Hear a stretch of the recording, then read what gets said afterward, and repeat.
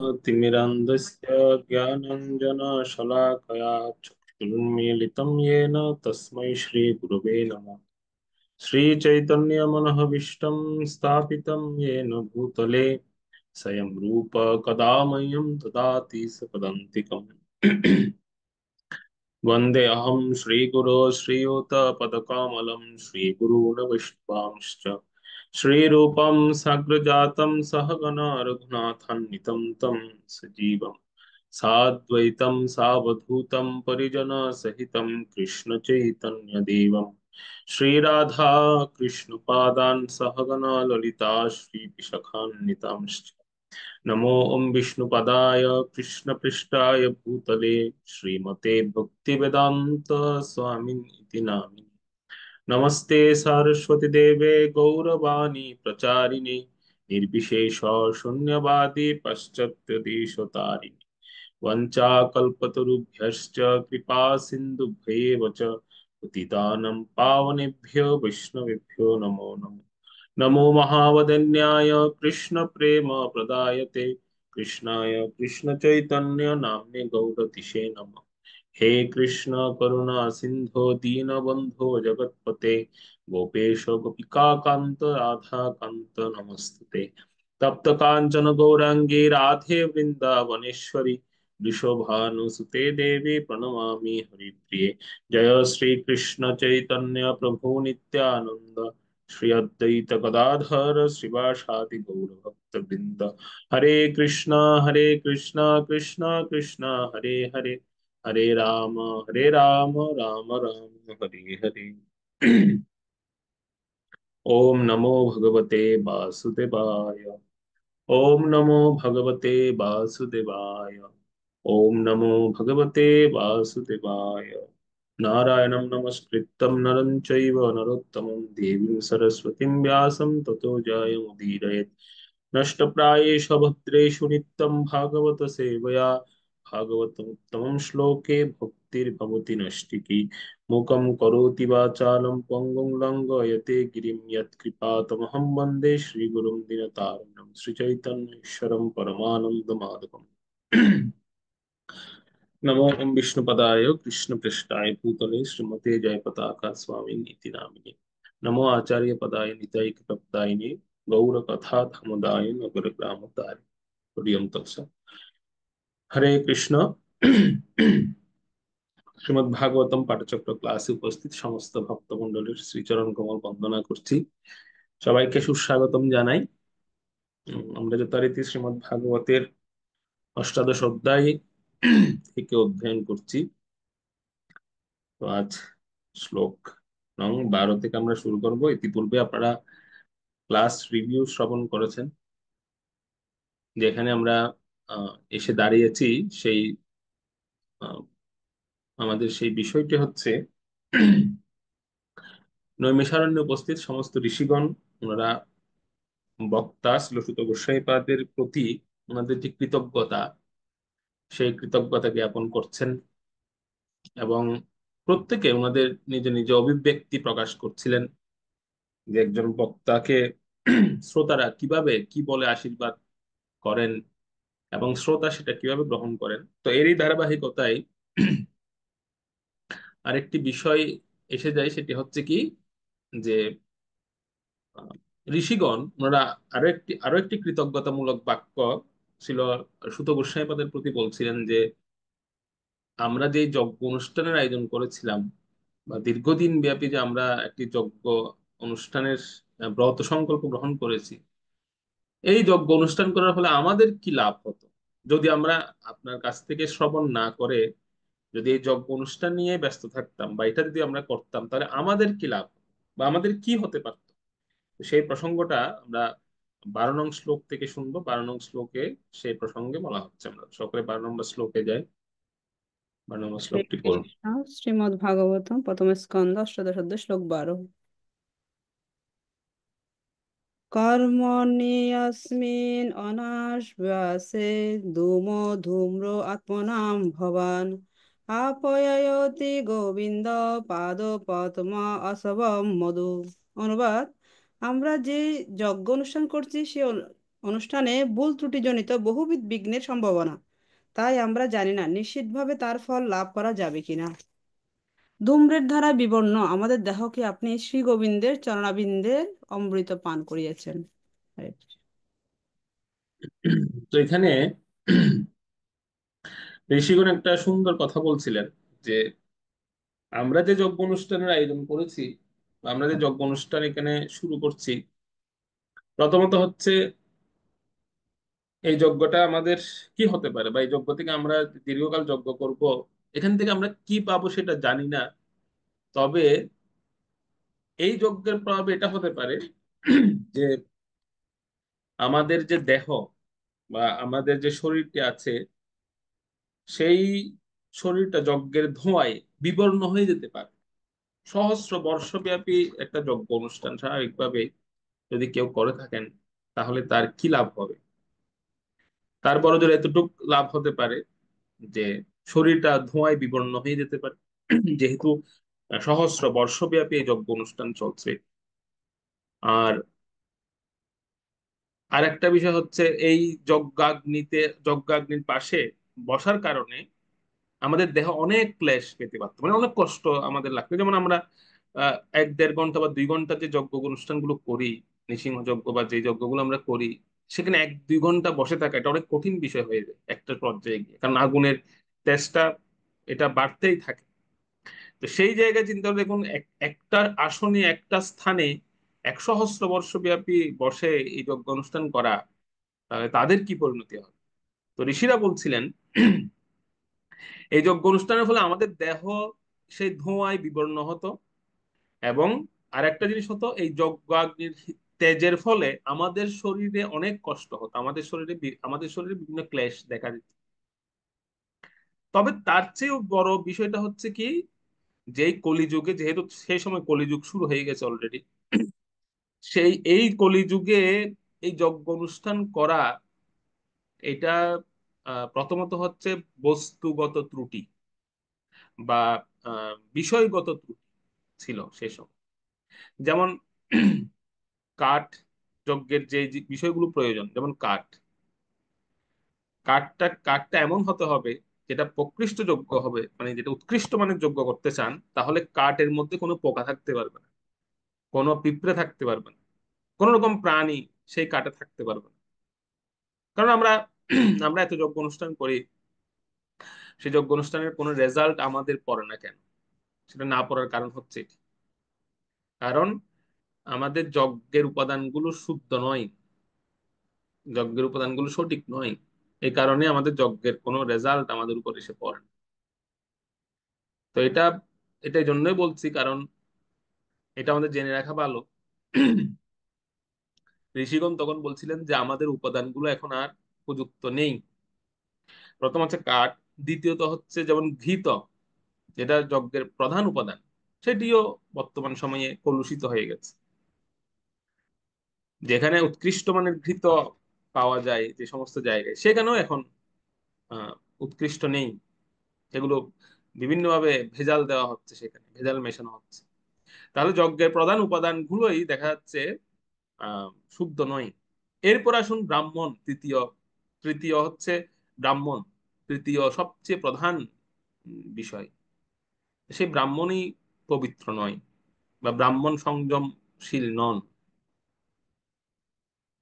তাহলে দেখা যাচ্ছে যে এই সমস্ত বিষয় অর্থাৎ সেখানে ঋষিগণ যজ্ঞে তিনটি বিষয়ের উপর ওনারা ত্রুটি নিয়ে ধরেছিলেন, তিনটি বিষয়ের উপরে।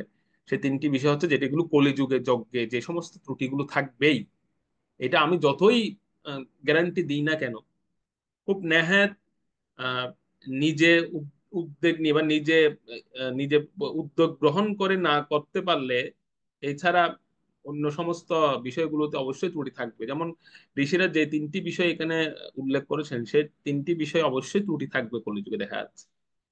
প্রথমত হচ্ছে ও সরি, চারটি বিষয় হবে সেখানে, চারটি বিষয়। প্রথমত হচ্ছে কি, যে দ্রব্য অশুদ্ধ, দ্রব্যগুলো অশুদ্ধি, এখানে প্রথম বিষয়, দ্রব্যের অশুদ্ধ। দ্বিতীয় হচ্ছে ভুল মন্ত্র উচ্চারণ। তাৎপর্য কিন্তু প্রভুপাদ এইসব বিষয়ে আলোকপাত করেছেন, এবং এই প্রসঙ্গে যে টিকাসমূহ লেখা হয়েছে সেই টিকাতেও এই প্রসঙ্গগুলো আলোচিত হয়েছে। দ্রব্য অশুদ্ধি, ভুল মন্ত্র উচ্চারণ। এরপরে হচ্ছে 3 নাম্বার হচ্ছে তপস্বী ব্রাহ্মণের অভাব।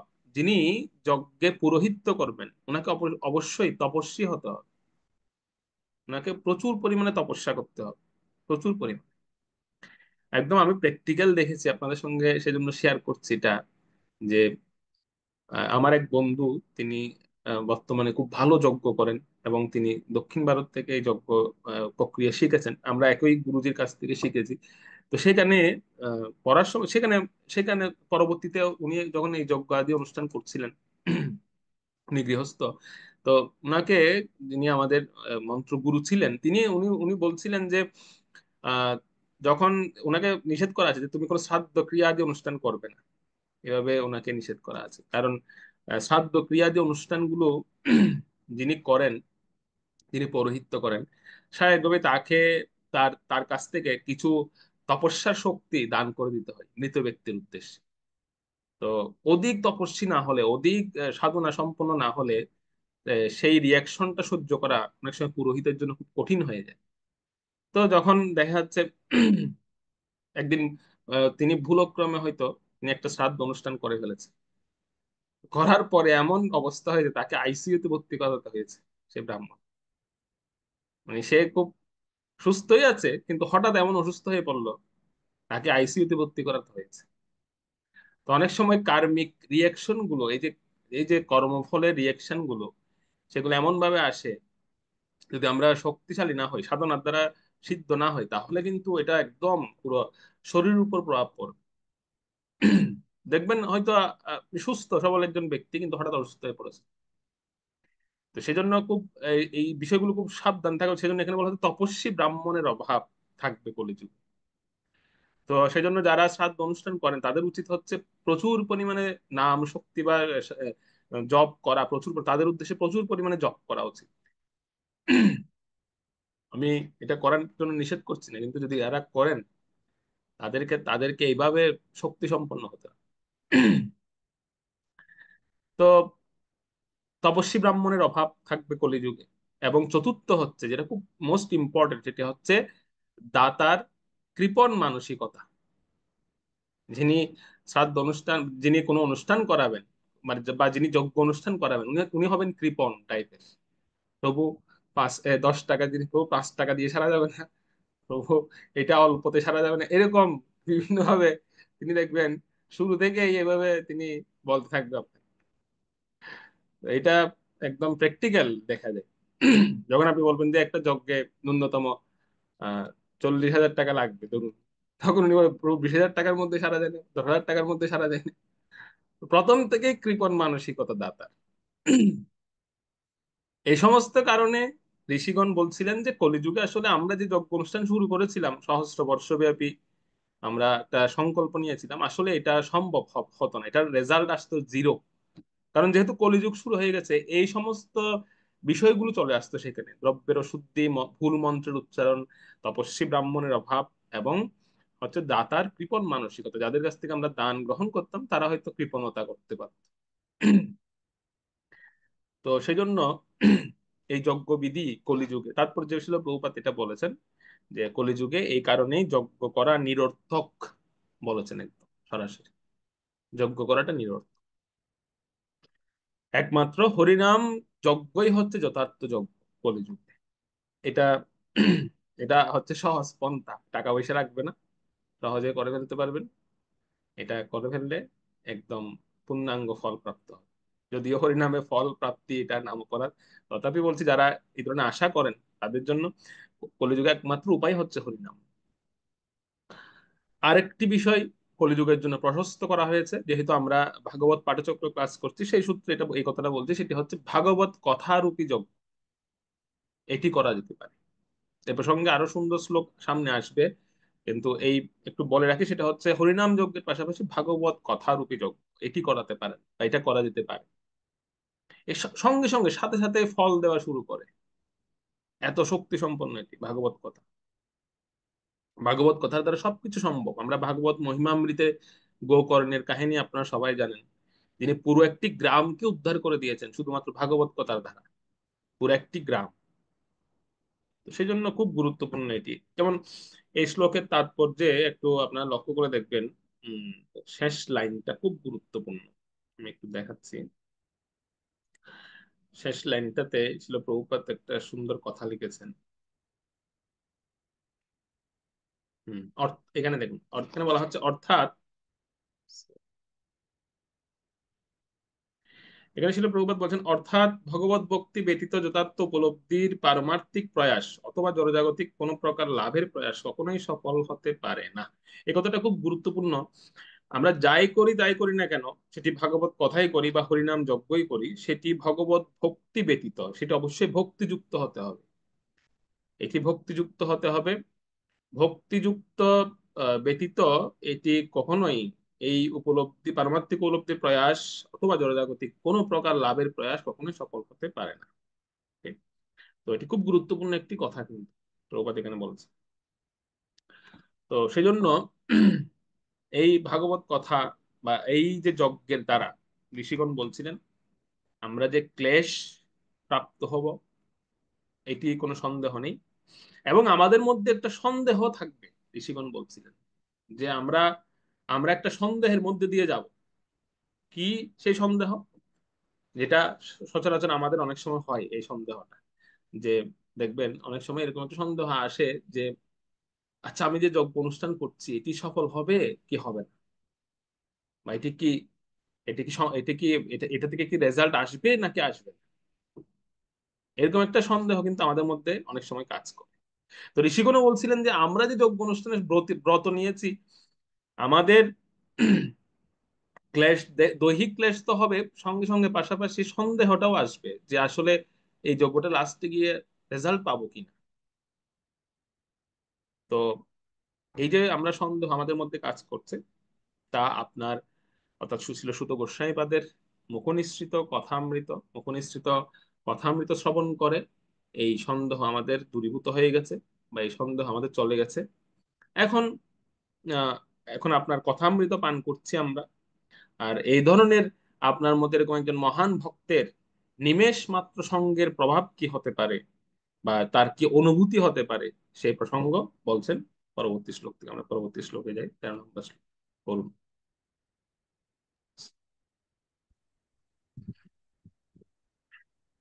हरे कृष्णा। श्लोक नंग 13। तुलयाम लवेनापेन स्वर्गं न पुनर्भवम् भगवत्सङ्गे सङ्गस्य मर्त्यानां किमुताशिष। অনুবাদ: ভগবত সঙ্গীর সঙ্গে নিমেষ মাত্র সঙ্গ করার ফলে জীবের যে অসীম মঙ্গল সাধিত হয়, তার সঙ্গে স্বর্গ বা মুক্ষেরও তুলনা করা যায় না।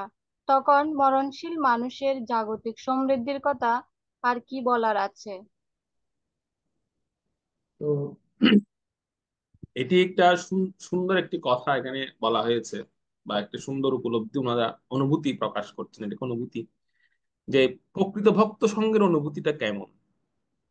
আসলে এটি হচ্ছে প্রকৃত ভক্ত সঙ্গের অনুভূতি, যেখানে স্বর্গ সুখ বা মোক্ষ এটিও যেখানে তুচ্ছ হয়ে যায়, মোক্ষ প্রাপ্তিও যেখানে তুচ্ছ বলে মনে হয়, সেটি হচ্ছে প্রকৃত ভক্ত সঙ্গ। যদিও এই ভক্ত সঙ্গের তুলনা অন্য কোনো কিছুর সঙ্গে হবে না। আমরা স্বর্গ সুখেই বা কি বুঝি, আর মোক্ষ প্রাপ্তি বা কি বুঝি? এগুলো যদি আমি সারাদিনও বলি হয়তো আমাদের এরকম আহ, বোধগম্য হবে না এক কথায় বলতে গেলে। কারণ আমরা কেউ স্বর্গে গেছে সেই স্মৃতিও মনে নেই, আর মোক্ষ প্রাপ্ত হয়েছে সেই স্মৃতিও মনে নেই। তো একটা জিনিসের সঙ্গে আমরা তুলনা করতে পারি, জাগতিক উদাহরণ, কিন্তু তারপরেও বলছি আপনাদের হয়তো অনেকের এটা আহ, কি বলে, আপনার হয়তো অনেকের বুঝতে একটু সুবিধা হবে বিষয়টা। সেটি হচ্ছে এরকম যে এই ভক্ত সঙ্গের, প্রকৃত ভক্ত সঙ্গের অনুভূতিটা এমন হতে পারে যে কিছুটা প্রেমিক প্রেমিকার প্রথম মিলন, মানে প্রথম দেখা প্রেমিক এবং প্রেমিকার, সেই অনুভূতিটা কেমন। তো সেরকম একটা অনুভূতি হতে পারে। মানে এটা আমি যদিও এর থেকে আরো উন্নত অনুভূতি সেটি, কিন্তু একটু সামান্য উপলব্ধির জন্য, বা আমরা একটু বিচার করতে পারার জন্য, ধরুন কোনো দুজন প্রেমিক প্রেমিকা প্রথম দেখা হলো তাদের, প্রথম দেখা করতে এসেছে, প্রথম দেখা হলো, এই একটা তুলনা আমরা করতে পারি। আরেকটা তুলনা আমি আহ, বিচার করছি এরকম যে, ধরুন প্রথম পালিয়ে বিয়ে করার মতো, কেউ প্রথম পালিয়ে বিয়ে করেছে, মানে মা বাবার মতে বা পরিবারের মতে প্রেমিকাকে বা প্রেমিককে বিয়ে করে ফেলেছে, প্রথম পালিয়ে বিয়ে করেছেন। তো সে পালিয়ে বিয়ে করার সময় যে অনুভূতি, সেই অনুভূতি হতে পারে। কিন্তু বাস্তবতা হচ্ছে এই দুটো অনুভূতি কিছুদিন পরে গিয়ে বাস্তব রূপ ধারণ করে। মানে কিছুদিন পরে গিয়ে আর সেই অনুভূতিটা আর থাকবে না। যে অনুভূতিটা প্রথম দিন ছিল, প্রথম যেদিন আমি প্রেমিকাকে বা প্রেমিককে দেখলাম, সেদিন যে অনুভূতি, বা প্রথম যেদিন আমি প্রথম বিয়ে করার পরে যে অনুভূতি আমার হচ্ছিল, সেই অনুভূতিটা কিছুদিন পরে গিয়ে যখন একদম প্রকৃত বাস্তব স্বরূপটা আমি দেখবো তার, তখন আর সেই অনুভূতি থাকবে না। কিন্তু ভক্ত সঙ্গের, প্রকৃত ভক্ত সঙ্গের অনুভূতিটা, এটা এটা দিন দিন নবায়ন, নব নব নব মানে নতুন রূপে এটি বর্ধমান হবে, এটা দিন দিন বাড়তে থাকবে ভক্ত সঙ্গের অনুভূতিটা। এই হচ্ছে পার্থক্য। না হলে সুখের অনুভূতিটা কিন্তু অনেকটা সেম, মানে একদম প্রায় একই একই বলতে গেলে। কিন্তু জাগতিক যে দুটো উপমা আমি দিলাম, সেই দুটো উপমা বেশি দিন স্থায়ী নয়, কিছুদিন পরে রিয়েল বাস্তবতাটা আমাদের সামনে ফুটে উঠবে। কিন্তু ভক্ত সঙ্গের অনুভূতিটা দিন দিন বাড়তে থাকবে, এটি কমবে না। শুদ্ধ ভক্ত, শুদ্ধ ভক্তের সঙ্গের অনুভূতিটা, যে কথাটা এখানে ঋষিগণ বলছিলেন, মানে এখানে যেখানে স্বর্গ সুখ বা মোক্ষ প্রাপ্তি, যে দুটো হচ্ছে আমাদের সবচেয়ে বড় আনন্দের উপলব্ধি হতে পারে, তো দুটো তো আমরা হয়তো কোনোদিন পাইনি, বুঝতে পারবো না, সেজন্য আমি দুটো জাগতিক উপমা এখানে দিচ্ছি। তো সেই দুটো সর্বোচ্চ সুখকেও পর্যন্ত তুচ্ছ বলে মনে হতে পারে একজন প্রকৃত ভক্ত সঙ্গের সঙ্গ। তাহলে কতটা সুখের অনুভূতি সেটি। তো সেজন্য এই এই এই বিষয়টা ঋষিরা এই জন্যই বলছিলেন যে, যেহেতু ভগবান সচ্চিৎ আনন্দময়, ওনার ভক্ত হচ্ছে সচ্চিৎ আনন্দময়। ভগবান যেরকম সৎ, সত্য, চেতন এবং আনন্দময়, আর ঠিক ওনার ভক্ত সৎ চিৎ আনন্দ। এই জন্য ভক্ত সঙ্গটা আমাদের এত ভালো লাগে, আর ভক্ত সঙ্গে আমাদের সময়টা আনন্দের সঙ্গে কাটে। যতটুকু সময় আমরা ব্যয় করি না কেন, যদি শুদ্ধ ভক্তের প্রপার সঙ্গ আমরা পাই, তাহলে সেই সময়টা আমাদের কাছে স্মৃতি হয়ে থাকে সারা দিন, বা আহ, সারা মাসের মধ্যে, বা সারা বছরের মধ্যে। সেটা অত্যন্ত সুখকর হয় যদি প্রকৃত ভক্ত সঙ্গ আমরা পাই। আরো একটা বড় কারণ হচ্ছে, তাৎপর্য উল্লেখ করা হয়েছে সেটা, যে একজন ভক্তের সঙ্গটা আমাদের কাছে এরকম মনে হয় কেন, সেটা তাৎপর্য ছিল প্রভুপাদ লিখেছেন। তার কারণটা হচ্ছে, একজন প্রকৃত ভক্ত তিনি সব রকমের জড় সুখ ও দুঃখের অনুভূতি থেকে মুক্ত।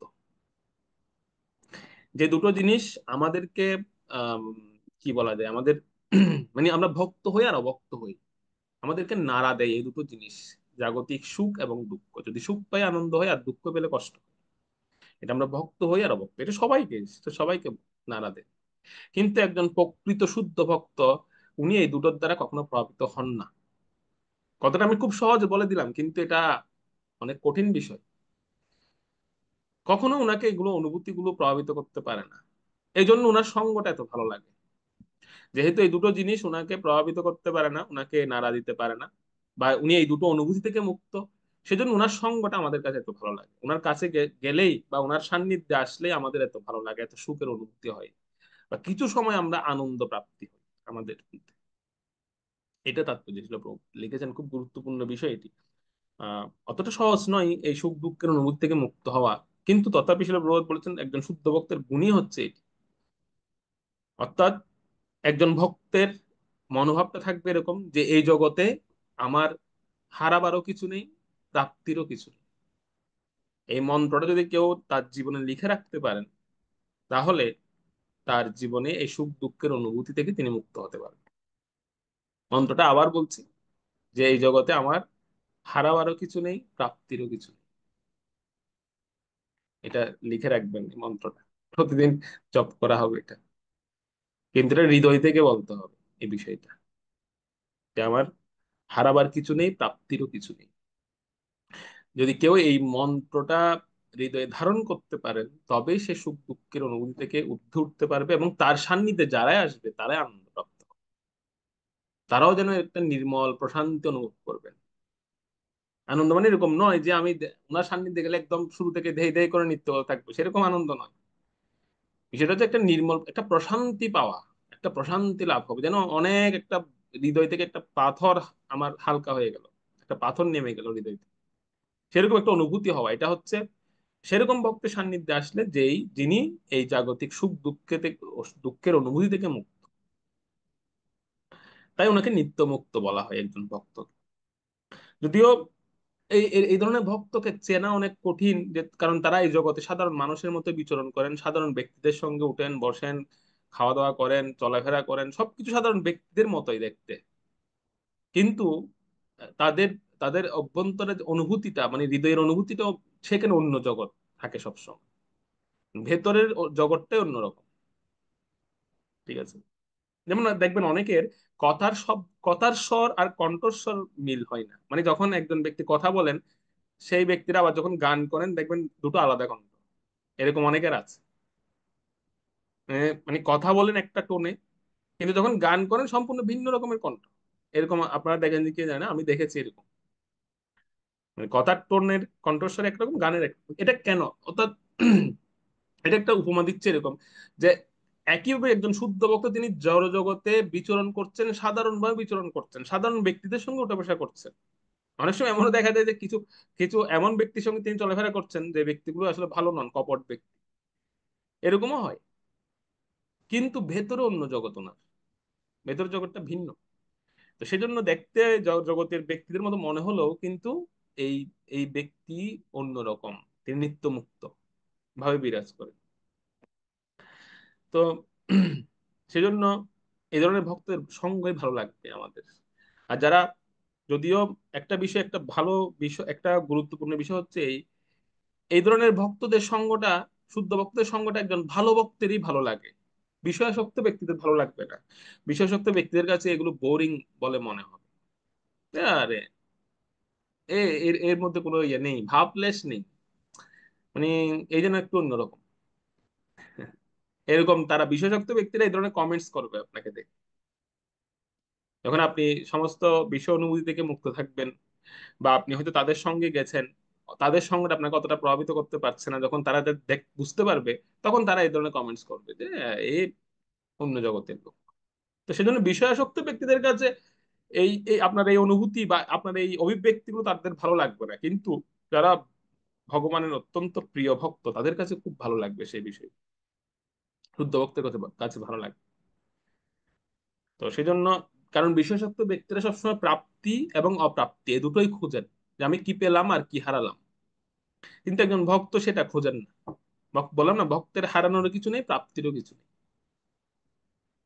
আর একটা বিষয় সেটা গুরুত্বপূর্ণ, সেটাও গুরুত্বপূর্ণ যে এই যে এই ধরনের ভক্ত সঙ্গ হচ্ছে, সেটা আমরা বুঝবো কিভাবে, বা আমরা কিভাবে বুঝতে পারি, এই সূত্রটাও একটু বলে রাখি। যে আমরা যে এরকম ভক্ত সঙ্গ করছি, নাকি ভক্ত সঙ্গ হচ্ছে না, এটা আমরা বুঝবো কিভাবে, নাকি অভক্ত সঙ্গ হচ্ছে, বিষয়াসক্ত ব্যক্তির সঙ্গ হচ্ছে, এটা বুঝবো কিভাবে, বোঝার প্যারামিটারটা কি? প্যারামিটারটা হচ্ছে এই, আমরা রাতে ঘুমানোর সময় কি ধরনের স্বপ্ন দেখি, এইটা হচ্ছে বোঝার প্যারামিটার বা মিটার বলতে পারেন।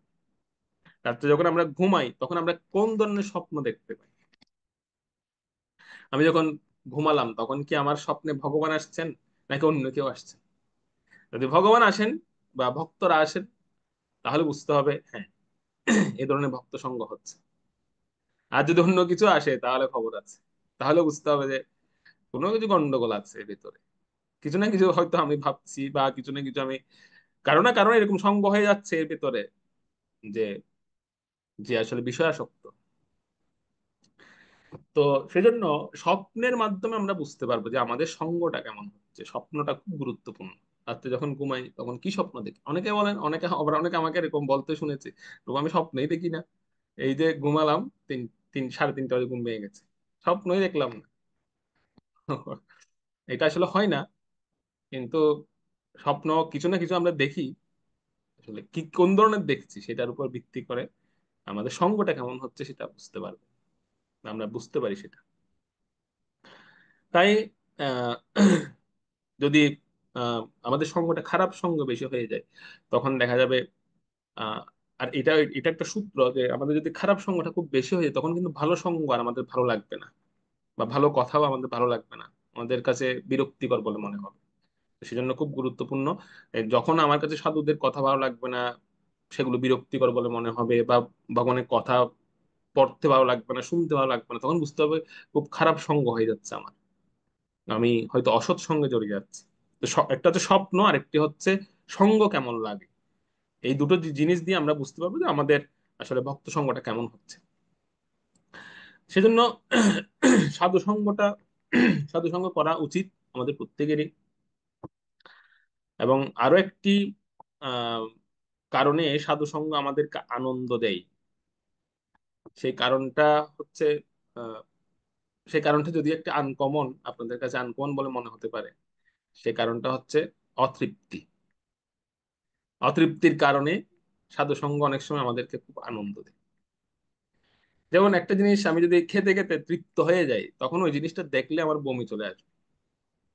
মানে এই ধরুন, একটা মিষ্টি আপনি খেলেন, বা একটা মিষ্টি আমরা খেলাম, এরপর আরেকটা দেওয়া হলো, সেটাও ভালো লাগবে।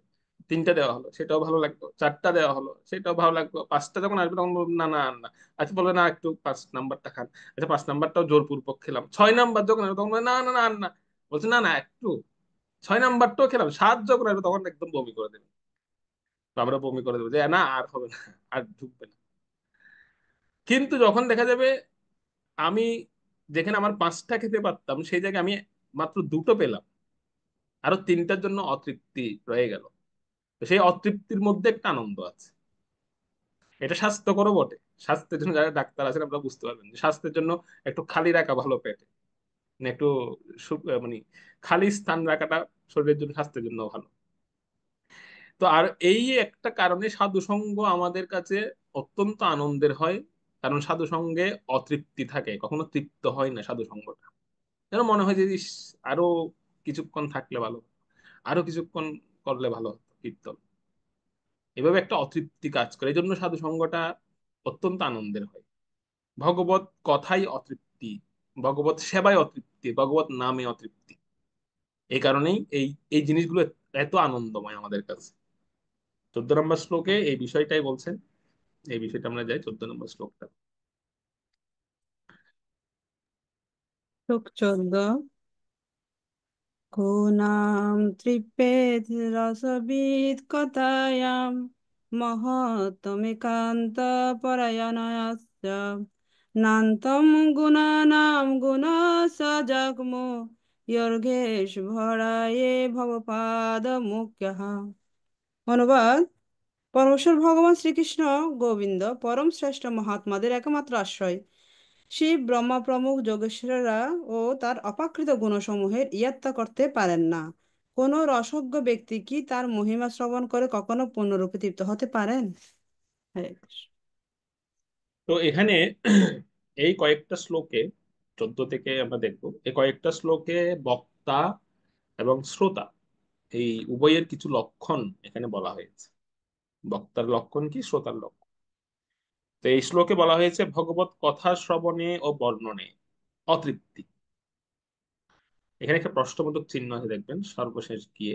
তো যখন দেখবেন সংস্কৃত শ্লোকে কোনো প্রশ্ন করা হয় বা কোনো প্রশ্নবোধক বিষয় চলে আসে, তখন বুঝতে হবে যে মানে এখানে একটা অতৃপ্তি বা এখানে একটা ডাউট আছে, একটা একটা একটা বিষয় আছে জানার, যে হ্যাঁ এটা কি আসলে হয়, এটা কি হতে পারে, একটা মানে একটা জানার বিষয়, কৌতূহল।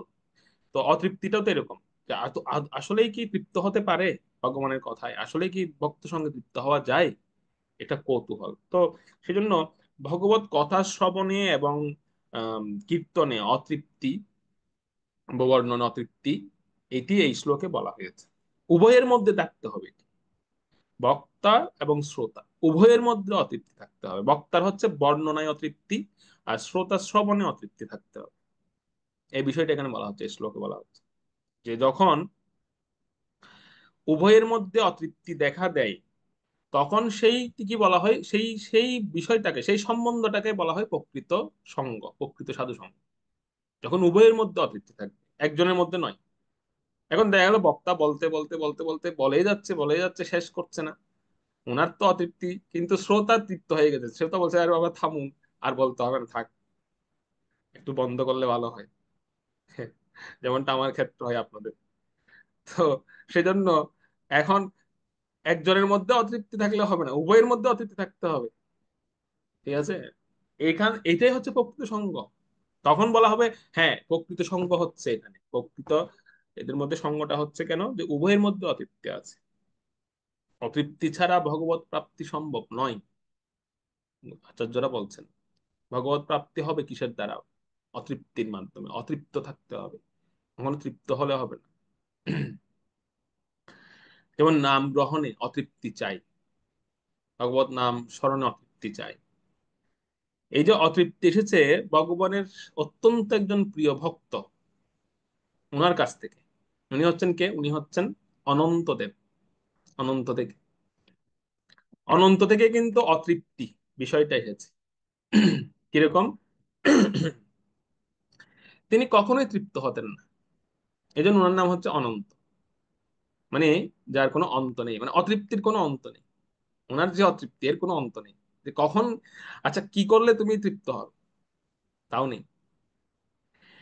যখন ভগবান তিনি ত্রেতা যুগে পরিবার গ্রহণ করার সিদ্ধান্ত নিলেন, এর পূর্বে তো ভগবান অতটা পরিবার ভিত্তিক ছিলেন না। মানে উনি জন্ম নিয়েছেন এর পূর্বে, যেমন দশাবতার যদি আমরা দেখি, মৎস্য কুর্ম নৃসিংহ বামন, নৃসিংহ পর্যন্ত, বরাহ নৃসিংহ পর্যন্ত, সেখানে কোনো পরিবারই ছিল না ভগবানের বলতে গেলে। তো যখন বামন রূপে আসলেন তখন পরিবার নিয়েছেন, কিন্তু তথাপি পরিবারের সঙ্গে বেশি দিন ছিলেন না, জন্ম নেওয়ার কিছুদিন পরে তো বেরিয়ে গেলেন গৃহ থেকে। কিন্তু যখন ভগবানকে ভক্তরা অনুরোধ করলেন, বা ভগবান যখন চিন্তা করলেন যে আমি একটা পরিবার গ্রহণ করব, একটা পরিবার ভিত্তিক জীবন যাপন করবো, মানে সামাজিক জীবন যাকে বলে, তখন ভগবান কি করলেন, তিনি ত্রেতা যুগে রাম রূপে আসার পরিকল্পনা নিলেন। তো ভগবান আসবেন, তো ভগবান যেহেতু পরিবার ভিত্তিক ভাবে আসছেন, তো ওনার পরিবার পরিকরদের নিয়ে তো আসতে হবে। তো ভগবানের অত্যন্ত প্রিয় পরিকর অনন্ত দেব, তিনি চিন্তা করলেন ভগবান যেহেতু যাচ্ছেন, আমি ভগবত সেবার জন্য আমিও যাব। তো অনন্ত দেব আসলেন লক্ষণ রূপে ত্রেতা যুগে।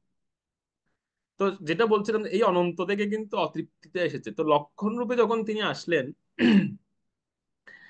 তিনি জন্মগ্রহণ করার পরেই যখন চার ভাইকে, রাম লক্ষ্মণ ভরত শত্রুঘ্ন, চার ভাইকে দোলনায় রাখা হলো, সন্তান ভূমিষ্ঠ হওয়ার প্রতি দোলনায় রাখা হয়, দোলনায় যখন রাখা হলো, তখন সব বালকেরা প্রথমে জন্মগ্রহণ করার পর পরেই সব বালকেরা তো কান্না করেই, তো কান্না টান্না করে ধীরে ধীরে দোলনায় রাখার পরে সব শান্ত হয়ে গেছে, কিন্তু লক্ষণ শান্ত হচ্ছে না। লক্ষণ কান্না করেই যাচ্ছে, কান্না করেই যাচ্ছে। এখন মাতা সুমিত্রা চিন্তা হয়ে গেছে, সমস্ত মাতাদের চিন্তা হয়ে গেছে কি ব্যাপার, এই ছেলেটা থামছে না কেন, এই শুধু কান্নাই করে যাচ্ছে। সবাই কিন্তু ঘুমিয়ে পড়েছে। ভগবান রামচন্দ্র কান্না করতে প্রথমে একটু করে কান্না করেছেন, এরপরে তিনি ঘুমিয়ে পড়েছেন। ভরত শত্রুঘ্ন ঘুমিয়ে পড়েছে, কিন্তু লক্ষণ ঘুমাচ্ছে না, সে কান্নাই করে যাচ্ছে। এখন সমস্ত বৈদ্যদের কানা হলো, যে মনে হয় এর কোনো রোগ আছে, এই কান্না করছে কেন এভাবে। বৌদ্ধরা নারী টারি বিভিন্ন কিছু দেখে, দেখতে পাবে স্বাভাবিক সন্তান, কোনো রোগ নেই তেমন, কিন্তু কান্নাটা থামছে না কেন তার। এরপরে জ্যোতিষ আনা হলো, জ্যোতিষীরা দেখলেন যে কোনো মানে কোনো কোনো অশুভ, মানে গ্রহের কোনো অশুভ প্রভাব আছে কিনা তার উপর। দেখা যাচ্ছে না, গ্রহ অত্যন্ত উন্নত, গ্রহের লক্ষণগুলো খুব শুভ লক্ষণ যুক্ত, কিন্তু কান্না থামছে না কেন। তখন এই বৌদ্ধ দিয়েও কাজ হচ্ছে না, জ্যোতিষ দিয়েও কাজ হচ্ছে না, তখন সকলে মিলে গুরু বশিষ্ঠ দেবকে আনলেন। কারণ গুরু বশিষ্ঠ দেব হচ্ছেন ওনাদের কুলগুরু। এবং ভগবান রামচন্দ্র জন্মের বহু বহু পূর্বেই তিনি সেই বংশের কুলগুরু রূপে আছেন। সেই বংশের হিত কিসে হয়, মঙ্গল কিসে হয়, তিনি সেটা সবসময় নির্দেশনা দিতেন। তো গুরু বশিষ্ঠ দেব এসেই তিনি লক্ষণকে দর্শন করা মাত্র লক্ষণের লক্ষণগুলো দেখে তিনি বুঝতে পারলেন ইনি আর কেউ নন, ইনি হচ্ছেন সাক্ষাৎ ভগবানের অত্যন্ত প্রিয় ভক্ত, ভগবান অনন্ত দেব। তিনি লক্ষণ রূপে এসেছেন। সঙ্গে সঙ্গে তিনি তাড়াতাড়ি গিয়ে দোলনাতে লক্ষণকে কোলে তুলে নিলেন, এবং নিয়ে তিনি ভগবান রামচন্দ্র যে দোলনাতে শুয়ে আছেন সেই দোলনায় এনে ভগবান রামচন্দ্রের চরণের পাশে শুয়ে দিলেন। আর যে ভগবান রামচন্দ্রের চরণ লক্ষণের মস্তকে লেগেছে, সঙ্গে সঙ্গে লক্ষণ শান্ত হয়ে গেল। তো এই হচ্ছে লক্ষণ, মানে অনন্ত দেব, যিনি ভগবত নামে ভগবানের সেবা ব্যতীত তিনি কখনোই তৃপ্ত হন না। আচ্ছা এটাই তো শেষ নয়, এখানে কিন্তু শেষ নয়। এরপরে যখনই লক্ষণকে ভগবান রামচন্দ্রকে আলাদা করতে চাইতেন, তখনই কিন্তু তিনি অশান্ত হয়ে উঠতেন। কখনোই ভগবান রামচন্দ্র থেকে তিনি আলাদা হতেন না। যেমন ভগবান রামচন্দ্রের কিন্তু বলা হয় তাকে কোনো ছায়া নেই, আমাদের প্রত্যেক মানুষের বা প্রত্যেকের ছায়া আছে, ভগবান রামচন্দ্রের কোনো ছায়া পড়তো না। কেন? লক্ষণে ছায়া হয়ে দাঁড়িয়ে থাকতো সবসময়। তো আমাদের প্রত্যেকের ছায়া হচ্ছে কালো, মানে আমরা যখন সূর্যের বিপরীতে দাঁড়াই তখন আমাদের একটা ছায়া পড়ে কালো। আর ভগবান রামচন্দ্রের ছায়া হতো সবসময় গৌরবর্ণ, লক্ষণের গায়ের রং ছিল গৌরবর্ণ। তো এটা হচ্ছে অদ্ভুত বিষয় যে পৃথিবীতে একমাত্র ভগবান রামচন্দ্রের ছায়া এটা হচ্ছে গৌরবর্ণের, অর্থাৎ লক্ষণে ওই ছায়ার স্থানে লক্ষণ দাঁড়িয়ে থাকতেন সবসময় ভগবান রামচন্দ্রের ছায়া হিসেবে। তো সেজন্য লক্ষণ এভাবে সেবা দিয়েছিলেন ভগবান রামচন্দ্রের কাছে। এবং তিনি এতটাই অতৃপ্ত ছিলেন ভগবত সেবায় যে আপনারা জানেন ওই যুগে সেবা করার পর উনি চিন্তা করলেন যে না, এই যুগে আমি ছোট ভাই হয়ে আমি ভগবানের অনেক সেবা করতে পারিনি, কারণ অনেক প্রতিবন্ধকতা ছিল। সেজন্য আমি বড় ভ্রাতা হিসেবে আসবো পরের যুগে, বলরাম রূপে আসলেন।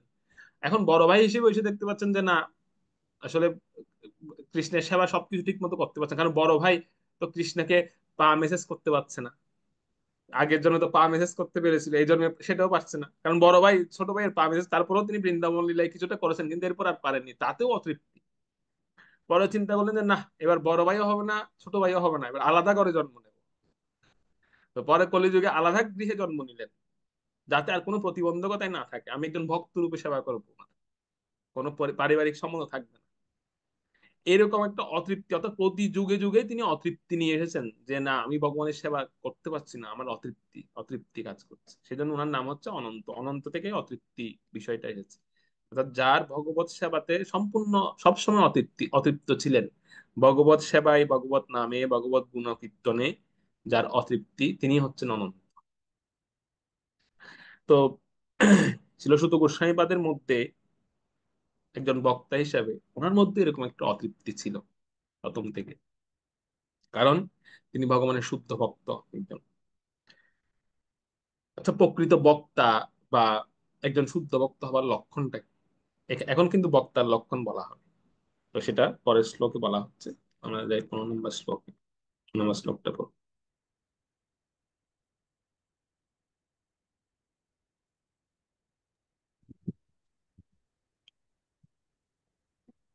শ্লোক নং 15। তন্ন ভবান বয়ে ভগবত প্রধান মহাত্মৈকান্তপরায়ণস্য হরেরুদারম চরিতম বিশুদ্ধম শুশ্রূষতাম ন বিতনোত বিদ্বন। অনুবাদ: হে সুত গোস্বামী, আপনি বিদ্বান এবং ভগবানের শুদ্ধ ভক্ত, কারণ ভগবানের সেবাই আপনার একমাত্র উদ্দেশ্য। তাই আপনি দয়া করে আমাদের ভগবানের লীলাসমূহ বর্ণনা করুন, যা সমস্ত ভৌতিক বিচারধারার অতীত, কেননা সেই বাণী গ্রহণ করতে আমরা ঐকান্তিকভাবে আগ্রহী। হুম। তো এই শ্লোকে বক্তার বা প্রকৃত একজন শুদ্ধ ভক্ত এবং বক্তার গুরুত্ব এখানে বলা হয়েছে, বা বক্তার গুরুত্ব এখানে দেখানো হচ্ছে। কিরকম সেটি? যেমন এখানে দুটি প্রধান গুণ বলা হয়েছে এই শ্লোকে, দুটি প্রধান গুণ। তার মধ্যে একটি গুণ হচ্ছে ভগবানের সেবায় যার একমাত্র উদ্দেশ্য। এটা একজন বক্তার গুণ বা একজন শুদ্ধ ভক্তের গুণ হওয়া উচিত, যে ভগবানের সেবায় যার একমাত্র উদ্দেশ্য, অন্য কোনো উদ্দেশ্য নেই। দ্বিতীয়টি হচ্ছে ভগবানের কথা বা লীলা এটি বর্ণনা করা, বা এটি বর্ণনা করা অথবা শ্রবণ করা, এই দুটো কাজ তিনি করবেন। প্রথমটা হচ্ছে ভগবত সেবা, যার কাছে একমাত্র উদ্দেশ্য, অন্য কোনো উদ্দেশ্য নেই। আর দ্বিতীয় হচ্ছে ভগবানের কথা বা লীলা এটি শ্রবণ করা এবং শ্রবণ করানো বা বর্ণনা করা, এই দুটো কাজ তিনি করবেন। তো এই দুটো প্রধান বৈশিষ্ট্য হচ্ছে একজন প্রকৃত বক্তার থাকা উচিত। আহ এবং একজন শুদ্ধ ভক্তের মধ্যে এই দুটো গুণ অবশ্যই থাকা উচিত। তাৎপর্য প্রভুপাদ এটাকে আরেকটু সংক্ষিপ্ত করে দিয়েছেন, আমাদের জন্য খুব সহজ করে দিয়েছেন। প্রভুপাদ তাৎপর্য বলেছেন প্রথম লাইনে, দেখুন, যে সেব্য ও আরাধ্য এক হওয়া। ঠিক আছে? একজন ভক্তের, শুদ্ধ ভক্তের সেব্য এবং আরাধ্য, এটা খুব গুরুত্বপূর্ণ কথা, কিন্তু ছোট কথা কিন্তু অনেক গুরুত্বপূর্ণ। এটা এটা করা অনেক কঠিন বিষয়। যেমন ভগবানের সেবা করা একমাত্র উদ্দেশ্য হওয়া উচিত। ম্যানেজমেন্টে থাকলে আপনারা বুঝতে পারবেন যে এটা কতটা কঠিন। কিছু কথা এখানে এই এই ক্লাসগুলো তো অনলাইনে যাবে আসলে, সেজন্য অনেক কিছু কথা এখানে বলতে পারছি না, কিন্তু যখন প্রশ্নোত্তর পর্ব আসবে তখন আপনারা মনে করিয়ে দেবেন আমার। ম্যানেজমেন্টে থেকে ভগবত সেবা একমাত্র উদ্দেশ্য করা এটা অনেক কঠিন হয়ে যায়। তো সেজন্য আহ বিশেষ করে একটা বিষয় হচ্ছে এই, প্রভুপাদ এখানে খুব সংক্ষেপে সেই বিষয়টা বলছেন যে সেব্য ও আরাধ্য এই বিষয়টা এক করে নেওয়া, এটা খুব গুরুত্বপূর্ণ একজন একজন শুদ্ধ বক্তা বা একজন বক্তার জন্য। ওনার সেব্য কি এবং আরাধ্য। যেমন আমাদের ক্ষেত্রে হয় কি, আমাদের সেব্য একজন হন, আরাধ্য অন্যজন হন। মানে আমরা সেবা করি একজনের, কিন্তু যখন আরাধনার বিষয়টা আসে তখন আমরা চলে যাই অন্য অন্য অন্য জায়গায়।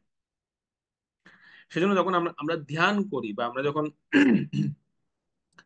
যখন ধ্যান করি, সেটা যে কোনো সময় হোক, জবের সময় বা অন্য কোনো সময়, বা আমরা একটু বসে চিন্তা করি, তখন দেখবেন তখন আমাদের মধ্যে মানে অন্য কোনো বিগ্রহ বা অন্য কোনো বিষয় আমাদের মধ্যে চলে আসে।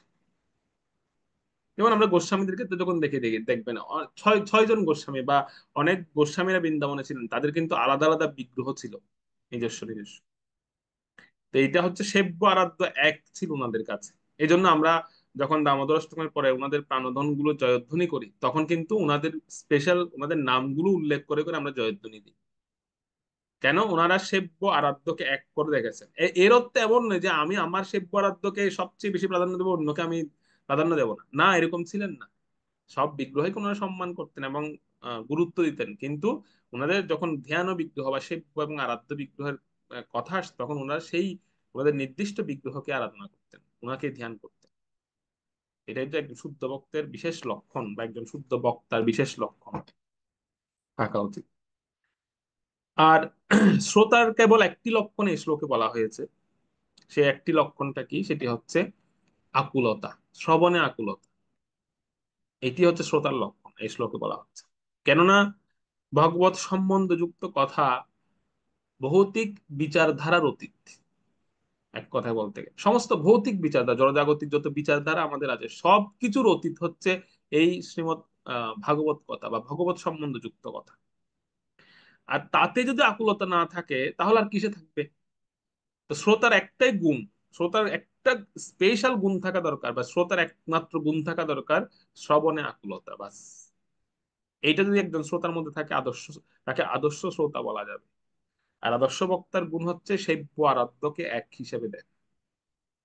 এই জিনিসটা, এই বিষয়টা খুব গুরুত্বপূর্ণ তাৎপর্যে প্রভুপাদ এই ধরনের বক্তা ও শ্রোতার বিষয়ে খুব সুন্দর কথা বলেছেন, যে এর থেকে অনেক ফলপ্রসূ বিষয় বেরিয়ে আসে যদি এরকম বক্তা শ্রোতার মধ্যে সম্বন্ধ হয়, সম্পর্ক হয়, অনেক কিছু বেরিয়ে আসে তখন। সম্পর্কটা অনেক মধুর হয় সেখানে, এবং ভগবান প্রসন্ন হয়ে যান। আহ পান্ডারপুর, মহারাষ্ট্রে পান্ডারপুরে প্রসিদ্ধ একজন ভক্ত ছিলেন, ওনার নাম ছিলেন নামদেব। আপনারা অনেকে ওনার ওনার সম্বন্ধে শুনেছেন, নামদেব। তো উনি এত সুন্দর ভাগবত কথা করতেন বা এত সুন্দর ভগবানের কথা বর্ণনা করতেন। ওনার কথা শ্রবণে আকৃষ্ট হয়ে একজন বাইজি, মানে যারা নৃত্য করেন আর কি, জনাবাই নামে একজন বাই আকৃষ্ট হয়ে ওনার, উনি যেখানে থাকতেন সেখানে চলে এসেছিলেন ওনার ভগবত কথা আকৃষ্ট হয়ে। তো ভগবান নামদেব তিনি তো ওনার পরিবার পরিজন, মানে ওনার উনি উনি উনি ওনার পরিবার পরিজন নিয়ে সেখানে অবস্থান করতেন, ভগবান বিট্টল দেবের আরাধনা করতেন সেখানে, ওনাকে কীর্তন শোনাতেন, ভগবত কথা বলতেন উনি। আর জনাবাই, উনি এই ভাগবত কথা শ্রবণের জন্য শুধুমাত্র নামদেবের ঘরে দাসী হিসেবে চাকরি নিয়েছে। শুধু একটু কেন, যে আমি যদি একটু সেবা করতে পারি তাহলে আমার লাভটা কি হবে, আমি একটু ভাগবত কথা শুনতে পারবো, উনি যখন ভাগবত কথা বলেন তখন আমি এটা শুনতে পারবো, এই হচ্ছে আমার লাভ। আমার কোনো বেতন লাগবে না, উনি বলছেন আমার কোনো বেতন লাগবে না, আমাকে শুধু, আমি শুধু যখন কথা হয় তখন একটু ছুটি দিলে হবে আমাকে। তো এইভাবে তিনি কথা শ্রবণ করছেন, আর আর নামদেবের ঘরের যত কাজ আছে, কাপড় ধোয়া থেকে শুরু করে বাসন মাজা থেকে শুরু করে সব করতেন তিনি। একদম শুধু নামদেবের নয়, মানে ওনার ওনার গুরুদেবের নয়, উনি পুরো পরিবারের পুরো পরিবারের সেবা করতেন এভাবে, মানে একদম খুব পরিশ্রম, কঠোর পরিশ্রম করতেন। তো একদিন ভগবান বিট্টল দেব ওনার সেবায় সন্তুষ্ট হয়ে জনাভাইয়ের সামনে উপস্থিত হন, জনাভাইকে দর্শন দান করেন। আর জনভাই তো খুব প্রসন্ন হয়েছেন, প্রসন্ন হয়ে প্রণাম করলেন।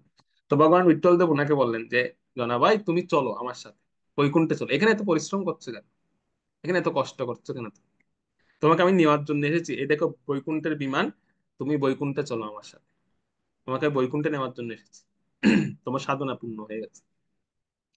জনাভাই বলছেন যে আপনি চলে যান, আমি যাবো না আপনার সাথে।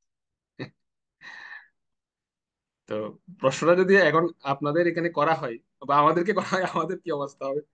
ঠিকই তো। এই দুঃখপূর্ণ জগতে থেকে লাভ কি? এখন ভগবানকে আমরা ক্লাস দিয়ে দেবো, প্রভু অনেক দুঃখপূর্ণ জগৎ, থাকতে চাই না, আমাদেরকে নিয়ে যান তাড়াতাড়ি। কিন্তু জনাভাই বলছেন কি যে আমি থাকবো, আপনি চলে যান এখান থেকে। তো ভগবান তো একটা আশ্চর্য হয়ে গেলেন যে আরে, এই জগতে সবাই বৈকুণ্ঠে যেতে রাজি, সবাই বৈকুণ্ঠে যাওয়ার জন্য এত কিছু করছে, তুমি যে তপস্যা করছো সেটা তো আমার ধামে যাওয়ার জন্য। তো স্বয়ং আমি নিতে এসেছি তোমাকে, তুমি যাচ্ছ না কেন? এর কারণ কি? তখন জনাভাই এত সুন্দর উত্তর দিয়েছিলেন ভগবানকে। জনাভাই বলছেন যে প্রভু, বৈকুণ্ঠে গেলে কি আমি ভগবত কথা শুনতে পাবো? আমাকে আগে বলুন। সেখানে তো আপনার কথা কেউ বলে না, সে কারণ সেখানে স্বয়ং ভগবান আপনি আছেন আর সবাই আপনার ভক্ত, সেখানে ভাগবত পাঠের দরকার কি আর? সেখানে তো আর ভাগবত পাঠ হয় না। সেখানে নাম দেয়, সেখানে আমার গুরুদেব বাবা শিক্ষা গুরু উনি তো গিয়ে সেখানে আপনার কথা বলবে না। তো সুতরাং যেহেতু সেখানে কথা শ্রবণ করতে পারবো না আমি, সেজন্য আমি বৈকুণ্ঠে যাব না, আমি এই পৃথিবীতে থাকবো, এই পৃথিবীতে থেকে আমি আপনার কথা শুনবো, সুতরাং আপনি চলে যান। এখানে শেষ নয়, ভগবান তো সেদিন চলে গেলেন, ভগবান এত আকৃষ্ট হয়েছিলেন জনভাইয়ের প্রতি যে তার গুরুর প্রতি তার এত নিষ্ঠা, এবং বিশেষ করে কথা শ্রবণে তার এত নিষ্ঠা। তো একদিন ভগবান স্বয়ং, একদিন জনভাই তিনি সকালবেলা, ভোরবেলা তিনি ভগবান তিনি ওনার গুরুদেব নামদেবের এবং ওনার ফ্যামিলি সমস্ত কাপড় চোপড় নিয়ে উনি নদীতে ধৌত করতে গিয়েছেন, কাপড় কাচতে গিয়েছেন। ঠিক ওই টাইমে ওর এই এর পাশেই নামদেবজি সকালবেলা তিনি ওনার প্রাত্যহিক কার্যক্রম শেষ করে তিনি ভাগবত পাঠের আসরে বসেছেন।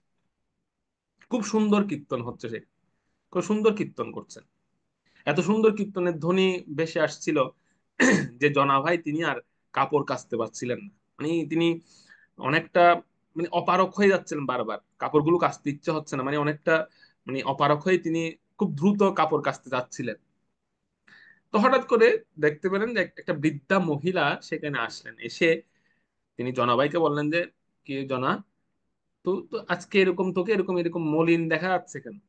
অন্যদিন তো তুই খুব আনন্দ নিয়ে সেবা করিস, কিন্তু আজকে তোকে এরকম এত মলিন বদন বা এত মনে হচ্ছে না অনেক কষ্ট হচ্ছে তোর, আজকে এরকম কেন? তখন জনভাই বলছেন যে যে এই যে কীর্তনের ধ্বনিটা আসছে না, বা এই যে কীর্তনের ধ্বনি আমি শুনতে পাচ্ছি, তো এই ধ্বনি শুনে আমি আর স্থির থাকতে পারছি না, আমার ইচ্ছা হচ্ছে ওখানে একটু আমি যাই, ওই কীর্তনটা আমি একটু শুনি বা ওখানে বসি, ওখানে একটু নৃত্য করি, বা কীর্তনটা একটু গাই। তো আমি এখানে থাকতে পারছি না, কিন্তু আমার তো সেবা আছে, আমি এই সেবার জন্যই তো টিকে আছি। সেবা ছেড়েও আবার যেতে পারছি না। তো ওই বৃদ্ধা মহিলাটা বলছে আরে, আমার এত কীর্তন কীর্তন আমার মতি নেই, তো তুই যদি বলিস তুই যদি কীর্তনে যেতে চাস তো কীর্তনে যা, আমি তোর কাজটা আমি করে দিচ্ছি, তোর চিন্তা নেই, তুই কীর্তনে চলে যা। আমি বৃদ্ধ হয়ে গেছি, আমি এরকম কীর্তন অনেক শুনেছি আগে, আমার এত রুচি নেই। তো যখন বলছে না না না, আরে তুমি বৃদ্ধা মহিলা, তুমি এতগুলো কাপড় কাচতে পারবে নাকি? বলছে আরে বাবা পারবো, আস্তে আস্তে, আমার তো আর সারাদিন কোনো কাজ নেই, আমি কেচে আমি আমি আস্তে আস্তে কাজটি, তুই এসে শুকোতে দিবি। জনাব বলছে আচ্ছা, ঠিক আছে। তখন জনাবাই ওই বৃদ্ধা মহিলাটাকে ওই সেবাটা দিয়ে উনি দৌড়ে চলে গিয়েছেন, আর কীর্তনে গিয়ে একদম আনন্দে তিনি সেখানে নৃত্য কীর্তনাদি সবকিছু করছেন। আর সারাদিন এত কীর্তন কথা শ্রবণ এত কিছু হলো, তিনি ভুলে গেছেন যে তিনি ঘাটের মধ্যে অনেক কাপড় রেখে গেছেন। তো একদম দিন গড়িয়ে বিকেল হয়ে গেছে, সূর্য অস্ত যাবে। ওই টাইমে হঠাৎ ওনার চেতন এসেছে যে আমি তো, আরে আমি তো ঘাটে অনেকগুলো কাপড় দিয়ে এসেছিলাম একটা বৃদ্ধা মহিলাকে, হাই হাই আজকে তো শেষ, কালকে গুরুদেব আমাকে ঘর থেকে বের করে দেবে। দৌড়ে গিয়েছেন ঘাটে দেখার জন্য। আর নিয়ে এসে দেখতে পেলেন যে কাপড়গুলো এত সুন্দর করে কেচে শুকিয়ে একদম সুন্দর ভাঁজ করে, মানে আয়রন টাইরন করে সুন্দর করে ভাঁজ ভাঁজ করে রেখে দিয়েছেন ওই ঘাটে। কিন্তু ওই বৃদ্ধা মহিলাকে তিনি আর খুঁজে পেলেন না। তারপর হচ্ছে না, আরে বাবা এত সুন্দর সেবা করে রেখে গেছে একদম সুন্দর করে ভাঁজ করে, খুব প্রসন্ন হয়ে তিনি ওই কাপড় তাড়াতাড়ি নিয়েই গুরুদেবের ঘরে চলে গেলেন এবং যথারীতি যার যার কাপড় তাদেরকে বুঝিয়ে দিলেন। তো পরের দিন ভোরবেলা গুরুদেব উনাকে ডাকলেন, নামদেব উনাকে ডাকলেন যে জনা ভাই, কালকে কাপড় কে ধৌত করেছিল, কে কাপড় দিয়েছে কালকে? তখন জনাভাই তাড়াতাড়ি এসে, জনাভাই তো বুঝতে পেরেছে যে কোনো না কোনো অসুবিধা তো হয়েছে। তো তখন জনাভাই বলছেন, গুরুদেব আমি, আপনি যখন সকালবেলা পাঠের আগে কীর্তন শুরু করেছিলেন, ওখানে আমি গিয়েছিলাম, আমি যাওয়ার খুব ইচ্ছা হয়েছিল, আমি গিয়েছিলাম। তো যাওয়ার সময় আমি এক বৃদ্ধা মহিলা, তিনি সেবা করতে চেয়েছেন আপনার, তো সেজন্য আমি ওনাকে সেবাটা দিয়ে আমি সেখানে গিয়েছিলাম। মানে আমি সারাদিন এত আপনার ভাগবত কথায় আপনার কীর্তনে এতটাই আমি মশগুল হয়ে গিয়েছি যে আমি আর কাপড় কাচার কথা ভুলে গিয়েছি। তো সেই মহিলাটাই ধুয়েছিল, ধুয়ে সেই শুকিয়ে সেই ভাঁজ করে রেখেছে। কেন, কোনো অসুবিধা আছে? তো গুরুদেব বলছে সেই মহিলাটা কোথায়, তাকে তাড়াতাড়ি খুঁজে আনো আমার কাছে। তো তখন জনাবাই বলছে, আমি তো তাকে আর পরে খুঁজে পাইনি, তাকে আমি আর দেখিও নি। তো গুরুদেব বলছেন যে সেই মহিলা আর কেউ নন, সাক্ষাৎ ভগবান বিট্টল দেব, তিনি এসেছেন। কেন? কারণ নামদেব প্রতিদিনই ভগবান বিট্টল দেবের দর্শনে যেতেন। আর উনি যেহেতু সেখানকার প্রসিদ্ধ ভক্ত, ওনাকে গর্ভগৃহে নিয়ে যাওয়া হতো, সেখানে গিয়ে তিনি ভগবান বিট্টল দেবকে দর্শন করতেন, ওনাকে স্পর্শ করতেন, সেবা করতেন। তো নামদেব বলছিলেন যে গতকাল আমি ভগবান বিট্টল দেবকে যেই সুগন্ধিটা মাখিয়ে এসেছিলাম সকালবেলা সেবার সময়, এই কাপড় থেকে সেই সুগন্ধিটা উঠছে। মানে সেই একই সুগন্ধি এই কাপড় থেকে বেরিয়ে আসছে। তার মানে এই কাপড়টা অন্য কেউ ধুয়নি, এই কাপড়টা স্বয়ং ভগবান এসে ধুয়েছে। তখন তো জনাবাই চিন্তা করছেন, হায় হায়, আমি কত বড় পাপিষ্ঠ, আমি কত বড় পাপী, যে ভগবান সাক্ষাৎ এসে আমার এই সেবা করেছেন। তো তখন নামদেব বলছেন, তুমি পাপিষ্ঠ নাও, আমি পাপিষ্ঠ, আমি তোমাকে দিয়ে সেবা করাচ্ছি। তোমার সেবা করার জন্য স্বয়ং ভগবান, তোমার সেবায় সহযোগিতা করার জন্য স্বয়ং ভগবান চলে এসেছেন। কারণ তোমার কথা শ্রবণে এত আগ্রহ, ভগবানের কথা বাণী শ্রবণের প্রতি এত আগ্রহ, এত নিষ্ঠা দেখে স্বয়ং ভগবান সেই সেবা করার জন্য সে বৃদ্ধার অমনির ভেষ ধরে চলে এসেছেন। তো সবকিছু লুকাতে পেরেছেন, কিন্তু নিজের গায়ে যে আতর মাখা ছিল সেটা লুকাতে পারেন। সেই আতরের সুগন্ধ সমস্ত কাপড়ে লেগে গেছে। তো সেই জন্য যদি কখনো এরকম উপযুক্ত বক্তা শ্রোতার সম্বন্ধ হতে পারে বা সম্পর্ক হয়, তখন সেখান থেকে অনেক উনি অনেক ফলপ্রসূ বিষয়, তারপর যেটা প্রভুপাদ বলছেন, অনেক ফলপ্রসূ বিষয় বেরিয়ে আসে, যেখানে অদ্ভুত বিষয়, ভগবান স্বয়ং কৃপা করেন, ভগবান বিক্রি হয়ে যান সেখানে, ভগবান চলে আসেন সেখানে। সেক্ষেত্রে আর বৈকুণ্ঠে যাওয়া বা মোক্ষ প্রাপ্তি, সেগুলোর আর প্রয়োজনীয়তাই পড়ে না সেখানে। এতটাই একটা সৌহার্দ্যপূর্ণ প্রীতিপূর্ণ সম্পর্ক গড়ে ওঠে যদি উপযুক্ত বক্তা আর উপযুক্ত শ্রোতা হয়। উপযুক্ত বক্তার গুণ কি? ভগবানের সেবায় যার একমাত্র উদ্দেশ্য, এবং ভগবানের কথা শ্রবণে এবং কীর্তনে যিনি পারদর্শী, এবং তিনি যিনি এইটা করেন যিনি। আর শ্রোতার গুণাবলী হচ্ছে আকুলতা। তো এই তাৎপর্যে প্রভুপাদ আরেকটা সাবধান বাণী আমাদের জন্য করেছেন। সেই সাবধান বাণীটা হচ্ছে এই, এটা প্রভুপাদের একটা মোড এন্ড মিশন, মানে প্রভুপাদের মোড এন্ড মিশনের মধ্যে পড়ে।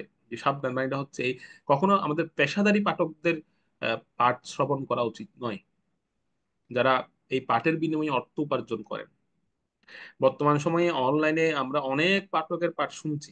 আমি যেমন, আমাদের অনেক ভক্তদেরকে এই কথাটা বলি, এটা কারো উপর কোনো বিদ্বেষ ভাবাপন্ন হয়ে নয়, বা কারো প্রতি বিদ্বেষ ভাবাপন্ন হয়ে এই কথাটা বলছি সেটা নয়। এই কথাটা এই জন্য বলছি, এটা আমার কথা নয়, এটা ছিল প্রভুপাদ বারবার উনি ভাগবতে বিভিন্ন গ্রন্থ উনি বলেছেন যে পেশাদারী পাঠকদের পাঠ শ্রবণ না করতে। এটা খুব গুরুত্বপূর্ণ বিষয়, কারণ এখন অনলাইনের যুগ, এখন অনেক বক্তারা বিভিন্ন যন্ত্রপাতি সঙ্গীত টঙ্গীত নিয়ে ওনারা পাঠ করেন। এটা শুনতে অনেক শ্রুতিমধুর হতে পারে, কিন্তু প্রভুপাদ স্পষ্ট বলেছেন যে এই ধরনের পাঠ যখন আমরা শুনবো, তখন আমাদের এই যে বক্তা শ্রোতার একটা সম্পর্কের বিষয় আছে, সেই বিষয়টাই আমরা উপলব্ধি করতে পারবো না, বা সেই বিষয়টা আর আমাদের কাছে অতটা, মানে আমরা আমরা হয়তো শুনবো, বক্তা শ্রোতার মধ্যে একটা সুন্দর সম্পর্ক হয়, কিন্তু সেইটা আমরা উপলব্ধি করতে, অনুভূতি হবে না, অনুভব হবে না আমাদের। তো সেজন্য প্রভুপাদ খুব সাবধান করেছেন যে কখনো পেশাদারী পাঠক যারা অর্থের বিনিময়ে ভাগবত কথা বলেন বা অর্থের বিনিময়ে পাঠ করেন, তাদের কাছ থেকে কখনো এই তৃপ্তিটা পাওয়া যাবে না। আপনি শুনতে পারেন, হয়তো কিছুক্ষণ, যতক্ষণ শুনবেন ততক্ষণ খুব ভালো লাগবে, বা ততক্ষণ খুব আমরা আনন্দ পাবো, কিন্তু এই তৃপ্তিটা দীর্ঘ সময় বয়ে নিয়ে যাওয়া যাবে না, থাকবে না, সেটা সে ফলটাও পাওয়া যাবে না। তাই নৈমিষারণ্যে উৎকৃষ্ট শ্রোতা, নৈমিষারণ্যে যে সমস্ত ঋষিরা বসেছিলেন প্রত্যেকে উৎকৃষ্ট শ্রোতা ছিলেন সেই সময়। কারণ এখানে এখানে মানে আহ, পাওয়া, প্রাপ্তি বা অপ্রাপ্তির কোনো বিষয় ছিল না নবিসারণ্যে। সুত গোস্বামীপাদকে কত টাকা দিয়েছিলেন বা কি কি দক্ষিণা দিয়েছিলেন ওনাকে, কিন্তু সুত গোস্বামীপাদ ওনাদেরকে পুরো ভাগবত কথা শ্রবণ করিয়েছিলেন। তো সেজন্য উৎকৃষ্ট শ্রোতা নমিশনের সমস্ত ঋষিগণ অতি উৎসাহ এবং আকুলতা নিয়ে অনুগ্রহ করেছেন শিলসুত গোস্বামীর কাছে। সেই অনুগ্রহটা আমরা একটু শুনি। 16 নম্বর শ্লোকে যাই, 16 নম্বর শ্লোকটা পড়ি। শ্লোক 16। स वै महाभागवत परीक्षित येन अपवर्गकामधव्रबुद्धिः ज्ञानेन वयसकिशाब्दितेन भेजे खगेन्द्रध्वज पादमूलम्। অনুবাদ: হে সুত গোস্বামী, হে মহাভাগবত মহারাজ পরীক্ষিত, ব্যাসানন্দ সুখদেবের কাছে যে ভগবত তত্ত্বজ্ঞান লাভ করে গরুড়ধ্বজ শ্রীকৃষ্ণের পাদপদ্ম প্রাপ্তিরূপ মোক্ষ ফল লাভ করেছিলেন, সে কথা আপনি দয়া করে আমাদের কাছে বর্ণনা করুন। তো সঙ্গ কিন্তু অনেক বড় একটা বিষয়। সঙ্গটা অনেক বড় বিষয়। এই শ্লোকটা অনেক সুন্দর একটি শ্লোক। কেন বলছি, যে নৈমিষারণ্যের ঋষিদের একটা ধারণা ছিল, নৈমিষারণ্যের যে সমস্ত ঋষিরা সে সময় সমবেত হয়েছিলেন, ওনাদের একটা ধারণা ছিল যে জ্ঞানই হচ্ছে প্রকৃত মুক্তির পন্থা। মানে জ্ঞান ছাড়া আসলে মুক্তি লাভ করাটা কঠিন। এটা নৈমিষারণ্যের সমস্ত ঋষিদের একটা ধারণা ছিল। জ্ঞানটাকে তারা খুব প্রাধান্য দিয়েছিলেন, যেমন যজ্ঞ করছিলেন, যজ্ঞ অনুষ্ঠান আয়োজন করেছিলেন। তো ওনাদের কাছে ছিল জ্ঞানটাই প্রকৃত মুক্তির পন্থা। কিন্তু এর উপরেও যে জ্ঞান আছে, এই জ্ঞানের উপরেও যে জ্ঞান আছে, সেটা বুঝতে পেরেছিলেন কেবলমাত্র সুত গোস্বামীপাদের সঙ্গের প্রভাব। ওনার সঙ্গ প্রভাবেই বুঝতে পেরেছিলেন। সেজন্য সঙ্গটা অনেক বড় বিষয়, অনেক বড় বিষয় সঙ্গটা। তখন এখন বিশেষ করে দেখবেন, এখন বুঝতে পেরেছেন, এখন ওনাদের উপলব্ধিটা কি হয়েছে নমিসারণ্যের এই সমস্ত ঋষিদের, যে না, কৃষ্ণ কথা শ্রবণই হচ্ছে শ্রেষ্ঠ জ্ঞান। আর মোক্ষটা হচ্ছে কি, শ্রী ভগবত চরণ প্রাপ্তিটাই হচ্ছে মোক্ষ। একটা সময় এই বিষয়গুলো ওনাদের ধারণার বাইরে ছিল, কিন্তু এখন ওনারা বুঝতে পেরেছেন যে না, কৃষ্ণ কথা শ্রবণ করাটাই হচ্ছে প্রকৃত জ্ঞান, আর ভগবত চরণ প্রাপ্তি প্রকৃত মুখ্য প্রাপ্তি। সেজন্য এখানে একটা লিঙ্ক দেখানো হয়েছে খুব গুরুত্বপূর্ণ। শ্লোকে লক্ষ্য করলে আপনারা দেখবেন, সেখানে ব্যাসনন্দন, মানে যেখানে বলা হচ্ছে যে আহ, জ্ঞানেন বৈয়াসকি শব্দিতেন, যে বৈয়াসকি মানে ব্যাস নন্দন, সুখদেবকে বোঝানো হচ্ছে যে আহ ব্যাস নন্দন সুখদেব, উনারও, উনি যখন জন্মগ্রহণ করেছিলেন উনি নির্বিশেষবাদী ছিলেন যখন ওনার জন্ম হয়। তো ওনাকে এই নির্বিশেষ থেকে ওনাকে ভগবত ভক্তিতে এনেছিলেন ভগবান ব্যাসদেব, শুধুমাত্র দুটো শ্লোকের দ্বারা। প্রথম শ্লোকটা অহবকি স্তম ইয়নকালকূটম, আপনারা শ্লোকটা জানেন, যেটা যেটা শুনে পুণ্ডরিক বিদ্যায়নী ঠাকুরের বিকার হয়েছিল ভাবের। প্রথম শ্লোক ছিল এটি, আর দ্বিতীয় শ্লোক ছিল বরহাপীরাম নটবর করণীয় কর্ণিকার, ভগবানের রূপের বর্ণনা। প্রথমটা ছিল ভগবানের করুণার কথা, যে ভগবান কত করুণা ঘন, যে পুতনার মতো একটি মানে রাক্ষসীকে, যে মানে ছোট বালকদের হত্যা করছিল অত্যন্ত হিংসাত্মক হয়ে, স্তনে বিষ মাখিয়ে, সেই পুতনার মতো একটা রাক্ষসীকে উনি কৃপা করেছেন, করুণা করেছেন। তো উনার মতো দয়ালু আর কে হতে পারে। প্রথমটা হচ্ছে ভগবানের আহ অ্যাক্টিভিটি, ভগবানের কর্মকাণ্ড, ভগবানের দয়ার কথা বলেছেন। এটা শুনেই সুখদেব গোস্বামী বলছেন, আচ্ছা, এরকম দয়ালু এই জগতে আছে নাকি। কারণ উনি তো নির্বিশেষবাদী ছিলেন, জন্মগ্রহণ করার পর পরে দৌড় দিয়েছেন মানে নির্বিশেষ ব্রহ্মের খোঁজে, কিন্তু কোথাও খুঁজে পাচ্ছিলেন না, সব জায়গায় ঘুরে বেড়াচ্ছিলেন। তুমি যখন এই শ্লোকটা প্রথম শুনলেন তখন বললেন, আচ্ছা, এরকম কেউ আছে নাকি, এরকম হতে পারে, এরকম করুণা ঘন, এরকম দয়ার সাথে ওনার স্বরূপটা কেমন। তখন স্বরূপ রূপী শ্লোকটা শুনলেন, যে কেমন, বরহা পিরাম নটবর বপু, উনি হচ্ছেন নটবর বপু, কর্ণয় কর্ণিকার, উনার একটা কর্ণে সুন্দর কুণ্ডল দুলছে, বিব্রত বাসম কনক কপিসম, উনি আহ কনক অর্থাৎ স্বর্ণবর্ণের পীতবসন পরিহিত হয়ে আছেন, বৈজয়ন্তীম চমালম, গলায় বৈজয়ন্তী ফুলের মালা পরে আছে। এই যে রূপের বর্ণনা যখন দিয়েছেন, তখন সুখদেব গোস্বামী আর স্থির থাকতে পারলেন না। উনি বলছেন, সেই ব্যক্তিটাকে আমাকে দেখাতে হবে, আমি তাকে দেখতে চাই। সে কে, এরকম করুণাগণ এবং এত সুন্দর রূপ যার, আমি তাকে দেখতে চাই, সে কে। তার সম্পর্কে আরো জানতে চাই, আরো শুনতে চাই। তখন সেই সমস্ত যাদেরকে শিখিয়ে পড়িয়ে ব্যাসদেব পাঠিয়েছেন, মাত্র দুটো শ্লোক মুখস্থ করিয়ে পাঠিয়েছেন, তারা বলছে আমাদের ঝোলাই তো এই দুটোই ছিল, আর তো নাই। আর যদি আরো বেশি শুনতে চাও তাহলে ওই যে সামনে একটা বৃদ্ধ লোক ওখানে আছে, সেখানে ওনার কাছ থেকে সব শুনতে পারবে, উনি আরো অনেক কিছু জানেন সেই ব্যক্তি সম্পর্কে। তখন সুখদেব গোস্বামী গিয়ে উনি উনি তো জানতেন না যে এটা ব্যাসদেব। তো পরে গিয়ে উনি তখন ভগবান ব্যাসদেবের কাছ থেকে পুরো শ্রীমদ্ ভাগবতম কথা আবার শ্রবণ করলেন, ভগবানের চরিত্র, ভগবানের লীলা, ভগবানের রূপ গুণ সব শ্রবণ করলেন। তো সঙ্গটা অনেক বড় বিষয়। ব্যাসদেবের সঙ্গ প্রভাবে সুখদেব গোস্বামী তিনি নির্বিশেষ থেকে তিনি আহ মহান পরমহংসে রূপান্তরিত হলেন, তিনি ভাগবতে মহাভাগবতে রূপান্তরিত হলেন। তো এখানেও এই সমস্ত নৈমিষারণ্যের ঋষিগণ নয়, পরবর্তীতে সুখদেব গোস্বামীর সঙ্গ প্রভাবে পরীক্ষিত মহারাজেরও একই অবস্থা। পরীক্ষিত মহারাজও কি করবেন বুঝতে পারছিলেন না, কি নির্বিশেষ ব্রহ্মের আরাধনা করবেন নাকি সবিশেষ, না কি, না প্রায়শ্চিত্ত করবেন, কোনটা করবেন। উনিও সুখদেব গোস্বামীর সঙ্গ প্রভাবে উনি পরিবর্তিত হলেন, মহাভাগবতের রূপ নিলেন তিনি। আর সেই সভাতে উপস্থিত ছিলেন ছিল সুত গোস্বামীপাদ। সেখান থেকে এসে এই যে যারা জ্ঞান মার্গের এই যে সমস্ত নৈমিষারণ্যের ঋষিরা, উনাদেরকে পরিবর্তন করলেন। ওনারাও জ্ঞান পন্থা থেকে পরিত্যাগ করে ওনারা শুদ্ধ ভক্তির পন্থায় চলে আসলেন।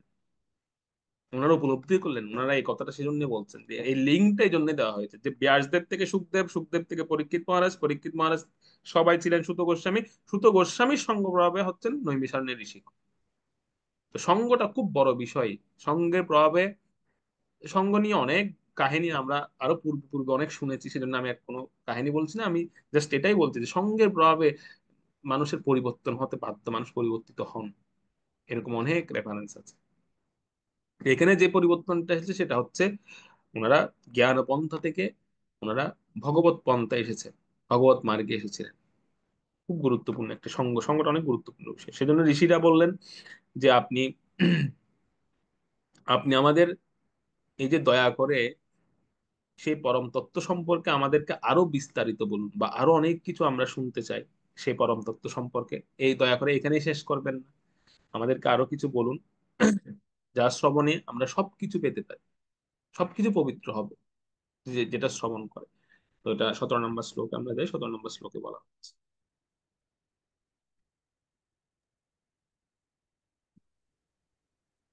শ্লোক নং 17। তন্নাপরম পুণ্যমসম্ভৃতার্থম আখ্যানম অতি অদ্ভুতয়োগনিষ্ঠম আখ্যাহ্যানন্তচরিতাপন্নম পরীক্ষিতম ভাগবতাভিরামম। অনুবাদ: দয়া করে আপনি আমাদের কাছে সেই অনন্ত সত্তার মহিমা বর্ণনা করুন, কেননা তা পবিত্রকারী এবং সর্বশ্রেষ্ঠ। তা মহারাজ পরীক্ষিতকে শোনানো হয়েছিল এবং তা ভক্তিযুগে পূর্ণ হওয়ার ফলে ভগবানের শুদ্ধ ভক্তদের অত্যন্ত প্রিয়। তো ওনারা পক্ষান্তরে এখানে শ্রীমদ্ ভাগবতের কথাই বলছিলেন। পুণ্য অসম্বৃত্তার্থম, মানে ওনারা আসলে ভাগবতকে উল্লেখ করেছেন, ভাগবত কথাটার কথাই উল্লেখ করছিলেন পক্ষান্তরে। কেননা ভাগবত বন্দনায় আমরা বলি যে ত্বমাদি দেবম করুণা নিদানম তমালবর্ণম সুরিত অবতার, যে শ্রীমদ্ ভাগবত হচ্ছে সকলের সুরিত, অপার সমুদ্র, অপার সংসার সমুদ্র সেত অজামহে ভাগবত স্বরূপ। যে এই ভাগবত হচ্ছে অপার সংসার রূপী সমুদ্র পার করার একমাত্র তরণ। এবং এত দয়ালু শ্রীমদ্ ভাগবতম, যে শ্রীমদ্ ভাগবতমের দ্বারাই কেবলমাত্র আমরা পবিত্র হতে পারি, সমস্ত অমঙ্গলকে নাশ করে। এটি এটি রসিক ভক্তদের জন্য অতি প্রিয় একটি গ্রন্থ। তো সমস্ত অমঙ্গল দূরীভূত করেন।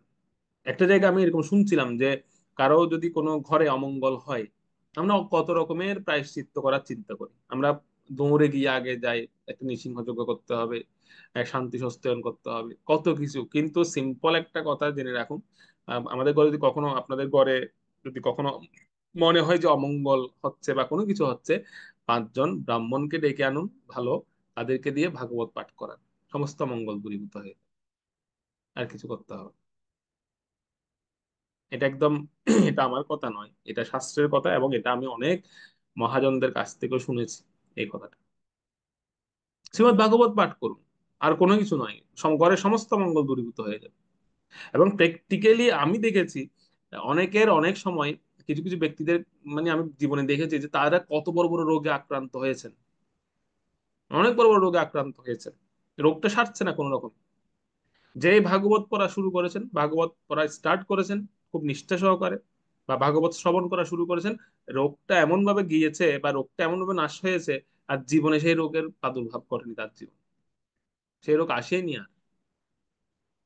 এরকম অনেক ব্যক্তি, মানে দীর্ঘ জীবনের ব্যক্তি যারা আছেন, মানে যারা অনেক দিন ধরে, তাদের উপলব্ধি শুনেছি আমি, তারা নিজেরাই বলেছেন যে আমার এরকম একটা রোগ ছিল একসময়, কিন্তু ভাগবত পড়া যেদিন থেকে শুরু করেছি সেদিন থেকে ওই রোগটাই চলে গেছে, আর ওই রোগটা জীবনে কোনোদিন আমার শরীরে দেখা যায় না। এতটাই গুরুত্ব, সমস্ত অমঙ্গল নাশকারী এই ভাগবত। সেজন্য ঋষিরা পক্ষান্তরে শ্রীল গোস্বামীপাদকে কিন্তু অনুরোধ করছিলেন যে আপনি আমাদেরকে সেই শ্রীমদ্ ভাগবত কথা শোনান, সেই অত্যন্ত পবিত্রকারী মঙ্গলকারী কথা আমাদেরকে শোনান। তো এইভাবে শ্রবণ করে ঋষিদের এরকম প্রশ্ন বা আগ্রহ দেখে ছিল সুত গোস্বামীপাদ অত্যন্ত আনন্দ পেয়েছিলেন, মানে আনন্দের আর কোনো সীমা রইল না। তো তিনি অত্যন্ত আনন্দ ভরে কিছু কথা তিনি বললেন। পরবর্তী শ্লোক 18 নম্বর শ্লোক থেকে 18 নম্বর শ্লোকটি পড়ুন। লোকাটার তুত উভাচ আহো ভয়ং জন্মভৃতদ্দহ স্ম বৃদ্ধয়নুবৃত্তয়পি বিলম জাতঃ দুষ্কুল্লমাধি বিদুনতে শীঘ্রম মহাত্মানামভিধানয়োগঃ। অনুবাদ: সুত গোস্বামী বললেন, আহ, যদিও আমরা শঙ্কর বনোদ্ভূত তথাপি জ্ঞানবৃদ্ধ মহাপুরুষদের সেবা করার ফলে কেবল সফল জন্ম হয়েছি। এই প্রকার মহাত্মাদের সঙ্গে কেবল বার্তালাপ করার ফলেই নিম্নকুলে জন্মজনিত অযোগ্যতা অচিরেই বিদূরিত হয়ে যায়। তো এখানে ছিল সুত গোস্বামীপাদ তিনি শুদ্ধ ভক্তের সঙ্গের প্রভাব কি হতে পারে সে প্রসঙ্গটা বর্ণনা করেছে, যে একজন শুদ্ধ ভক্তের সঙ্গের প্রভাবে কি হয়, কি লাভ করি আমরা। শাস্ত্রে বলা হচ্ছে অনেক জন্মের আহ পাপ কর্মের ফলে নিচু কুলে জন্ম হয় আমাদের, অনেক জন্মের পাপ সঞ্চিত হতে হতে হতে হতে এটা রেজাল্ট আকারে দেখা যায় কিরকম, যে সেই নিচু কুলে তার জন্ম হয়েছে। নিচ কুলে, যেগুলোকে আমরা নিচ কুল বলে থাকি, ক্ষুদ্র কুল বা বিভিন্ন নিচু কুলগুলো, এখানে তাদের জন্ম। কিন্তু সেই নিচু ব্যক্তিরও সাথে যদি কোনো শুদ্ধ ভক্তের নিমেষ কালের জন্য কথা হয়, মানে একটা এক নিমেষ কালের জন্য হলো যদি কথা হয়, একটা কথা না হলো যদি দেখাও হয়, যদি সেই শুদ্ধ ভক্তের দৃষ্টিপাত পড়ে সেই নিচু কুলোদ্ভূত ব্যক্তির উপরে, এখানে এখানে বলা হচ্ছে শিল সুত গোস্বামী নিজে বলছেন যে আমার বংশটা ছিল খুব অত্যন্ত নিচু একটা সুতো, সুতো মানে তো শূদ্র, খুব নিচু শ্রেণীর বংশ। তো সেই বংশের একজন ব্যক্তিকে আপনারা বেশাসনে বসিয়ে দিয়েছেন, এবং তার কাছ থেকে কথা শোনা শ্রীমৎ ভাগবত রূপী এই অমল পুরাণ শোনার জন্য আগ্রহ প্রকাশ করছেন, এটা তো অত্যন্ত আশ্চর্যের। তবে আমি এটাকে আশ্চর্য মনে করছি না, কেন সুত গোস্বামী বলছেন যে আমার উপর অনেক মহান ভগবত ভক্তদের দৃষ্টিপাত করেছিল এবং তাদের সঙ্গ করার সৌভাগ্য হয়েছিল আমার, যার ফলে আমি মনে করি যে আমি আমি সেই যোগ্যতাটা সেখান থেকেই প্রাপ্ত হয়েছি, না হলে বংশানুক্রমিক ভাবে আমার এই যোগ্যতা নেই যে আমি এখানে বসে আপনাদেরকে ভগবানের কথা শোনাবো। ষোলশত গোস্বামী পাদের কাছ থেকেও আরো অনেক বছর বছর বছর থেকে বছরের বড় সেখানে তপস্বী ঋষিরা ছিলেন, কিন্তু তথাপি তারা সকলে এত আগ্রহ যখন প্রকাশ করছিলেন, তখন ষোলশত গোস্বামী পাদ বলছিলেন যে আমার এই যোগ্যতাটা এসেছে কেবল শুদ্ধ ভক্তদের দৃষ্টিপাতের ফলে, তারা আমার উপর দৃষ্টিপাত করেছিলেন, যার ফলে আমি এই যোগ্যতাটা লাভ করেছি, এই আসনে বসতে পেরে যাচ্ছি। এটা আমার ব্যক্তিগত বা বংশগত যোগ্যতা নয়।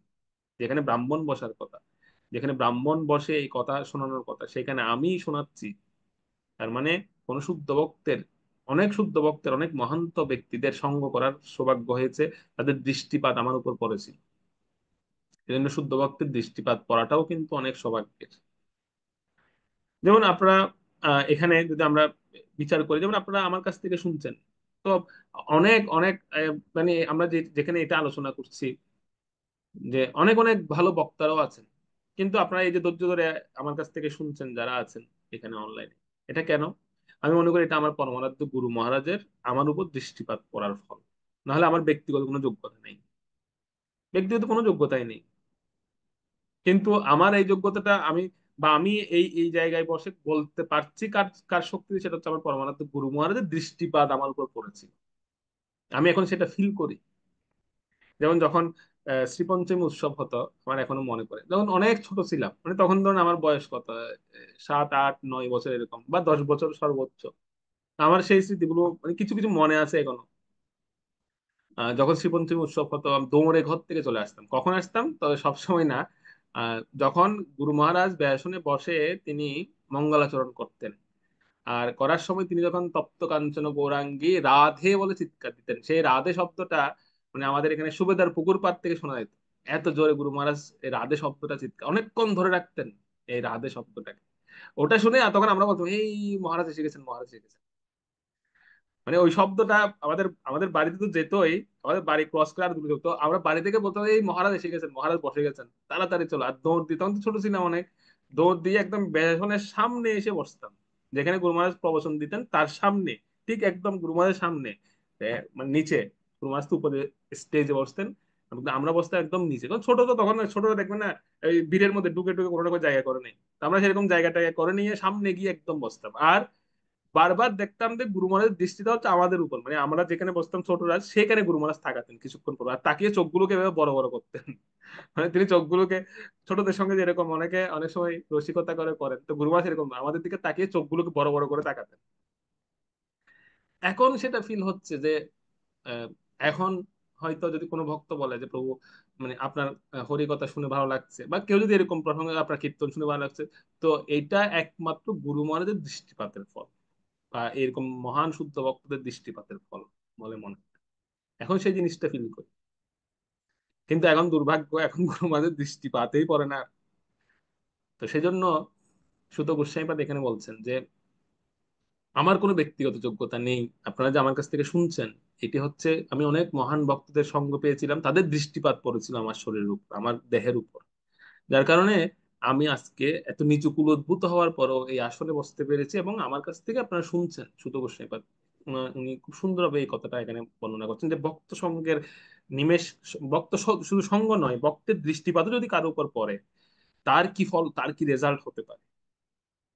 এবং আপনারা এখানে আরেকটা বিষয় আমরা পাচ্ছি তাৎপর্য, প্রভুপাদ এটা বলেছেন যে তাৎপর্য খুব সুন্দরভাবে উনি লিখেছেন যে কৃষ্ণ মহানামৃতের সৌন্দর্যটা হচ্ছে এখানে, যেখানে কোনো জাতিগত ভেদাভেদ নেই। এই যে সেটা, সেটা কিন্তু তখনও ছিল না। যেমন এখন একটা শ্রেণী প্রচার করে থাকেন যে সনাতন ধর্মে জাতি প্রথাটা খুব প্রবল ছিল বলেই সনাতন ধর্মের আজকে এত দুর্দশা। প্রভুপাদ তাৎপর্য লিখেছেন যে এটা বিগত কয়েকশো বছর আগে থেকে শুরু হয়েছিল, জাতিগত প্রথা বা জাতিগত বিভেদ, এটা এটা কিন্তু পূর্বে ছিল না। যেমন আমরা দেখতে পাচ্ছি এই যে সুত গোস্বামীপাদের যে হরি কথা, এটা 5,000 বছর, সর্বোচ্চ 5,000 বছর আগে হবে। তো 5,000 বছর আগেও তো কোনো রকম জাতিগত বিভেদ ছিল না, বা এরকম আহ নিচু কুলের এরা করতে পারবে না, বসতে পারবে না, এগুলো ছিল না। ওনার কাছ থেকে তো শুনছেন, দেখা যাচ্ছে। এই জাতিগত বিরোধটা এসেছে মহাপ্রভুর সমসাময়িক ওই সময় থেকে বেশি বিশেষভাবে শুরু হয়েছে এটি, যে ব্রাহ্মণ ছাড়া এই সমস্ত বিষয় কেউ বলতে পারবে না, বা ব্রাহ্মণের একমাত্র অধিকার আছে এই সমস্ত বিষয় জানার, আর কারো অধিকার নেই। এটা তখন থেকে শুরু হয়েছিল। এটাই হচ্ছে কৃষ্ণমৃত বা আমাদের সনাতন ধর্মের সৌন্দর্যটা এখানে, যেখানে কোনো জাতিগত বিভেদ পূর্ব থেকে ছিল না আসলে। এটা কিছু গুটি কয়েক কিছু ব্রাহ্মণ বা এরকম কিছু বর্ণবাদী ব্যক্তি তারাই সৃষ্টি করেছিলেন, তারাই এই সমস্ত বিষয়গুলো সমাজে প্রচার করেছেন। তো সেজন্য এই বিষয়গুলো একটা সময় ছিল না, তাৎপর্য যেমন শেষে ছিল। প্রভুপাদ বলেছেন আরেকটা সুন্দর কথা বলেছেন যে বর্তমান সময়ে আসলে সমস্যাটা কি, বর্তমান সময়ে আমরা কোন সমস্যায় জর্জরিত। তাৎপর্যের একটা অংশে প্রভুপাদ বলছেন, আমি একটু দেখাই সেটি। শেষের অংশে প্রভুপাদ এখানে লিখেছেন খুব সুন্দরভাবে যে বর্তমান সময়ে আমাদের সমস্যাটা কোথায়। হ্যাঁ, এই যে দেখুন এখানে প্রভুপাদ লিখছেন যে বর্তমানে আহ মানব সমাজে মানুষের দেহের রোগ থেকে মনের রোগ অধিক প্রবল। তাই অচিরেই সারা পৃথিবী জুড়ে শ্রীমদ্ ভাগবতের প্রচার কার্য শুরু করা উচিত। প্রভুপাদের মনোভাব খুব সুন্দর প্রকাশ পেয়েছে এখানে। আমাদের বর্তমান সময়ে, এটা আমরা প্রত্যেকেই জানি, দেহের রোগ যতটা বেশি না, মনের রোগ ততটা বেশি। মানে একটা কথা আছে না বাংলায়, যে জঙ্গলের বাঘে খাওয়ার আগে মনের বাঘে খেয়ে ফেলেছে তাই। তো সেজন্য প্রভুপাদ এই জিনিসটা এই জন্যই বলছেন যে এই যে দেহগত বিষয়টা, দেহগত পবিত্রতা আমরা ভক্ত দর্শন বা ভক্তের দৃষ্টিপাত পড়া মাত্রই সেখান থেকে আমরা প্রাপ্ত হতে পারি, যে দেহগত ক্লেশ বা দেহগত পবিত্রতা পবিত্রতা এটা আমরা সেখান থেকে লাভ করতে পারি। আচ্ছা, তাহলে যেটা প্রবাদ লিখছেন যে মনের যে একটা রোগ, মানে দেহের রোগের চেয়ে মনের রোগটা খুব ভারী বর্তমান সময়ে, এখান থেকে পরিত্রাণের উপায় কি? এখান থেকে আমরা কিভাবে পরিত্রাণ পেতে পারি? দেহের রোগটা তো হয়তো শুদ্ধ ভক্তের দৃষ্টিপাত করলে হয়তো সেটা চলে যাবে, দেহের রোগ বা দেহের ক্লেশ চলে যাবে, কিন্তু মনের রোগটা কিভাবে যাবে? সেই প্রসঙ্গটাই পরের শ্লোকে বলা হচ্ছে, 19 নম্বর শ্লোকে, যে মন কিভাবে পবিত্র হবে কি দিয়ে। 19 নম্বর শ্লোকটা।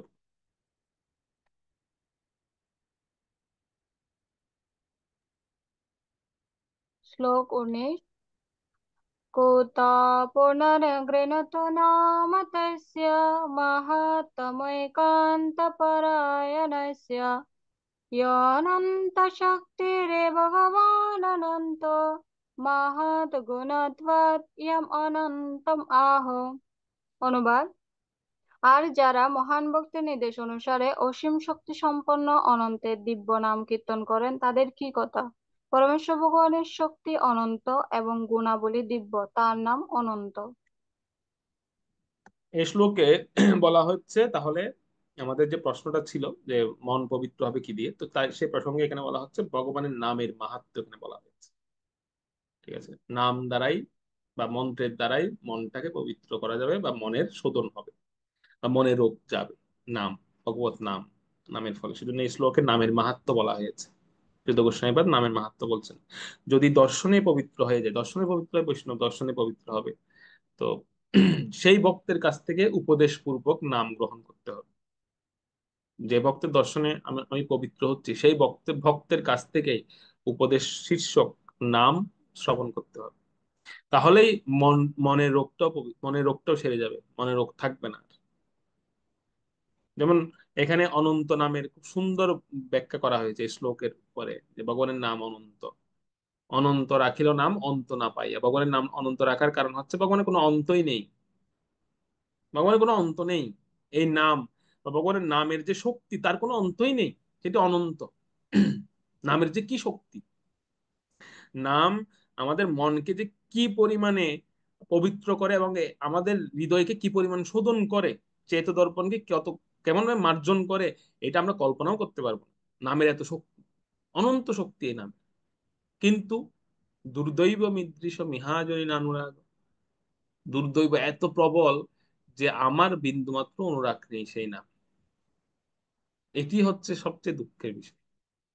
এই নাম এত শক্তিশালী, এত পবিত্রকারী, এত গুণসম্পন্ন, কিন্তু দুর্দৈব এত প্রবল যে আমার সেই নামে কোনো আসক্তি নেই, সেই নামে আমার কোনো বিন্দুমাত্র কোনো আকর্ষণ নেই।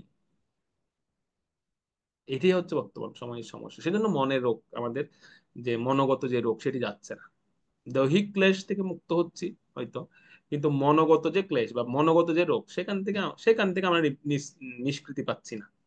কারণ এটা দুর্দৈবকেই দোষ দিতে পারি, বা এটা কিসের কারণে হচ্ছে বুঝতে পারছি না, কিন্তু এই নামের প্রতি আমার নিষ্ঠা আসছে না। এই নামের প্রতি আমার কোনো অনুরাগই নেই। তো ভগবানের এই অনন্ত নামের মাহাত্ম্য অনেকভাবে ব্যাখ্যা করা হয়েছে শাস্ত্রে।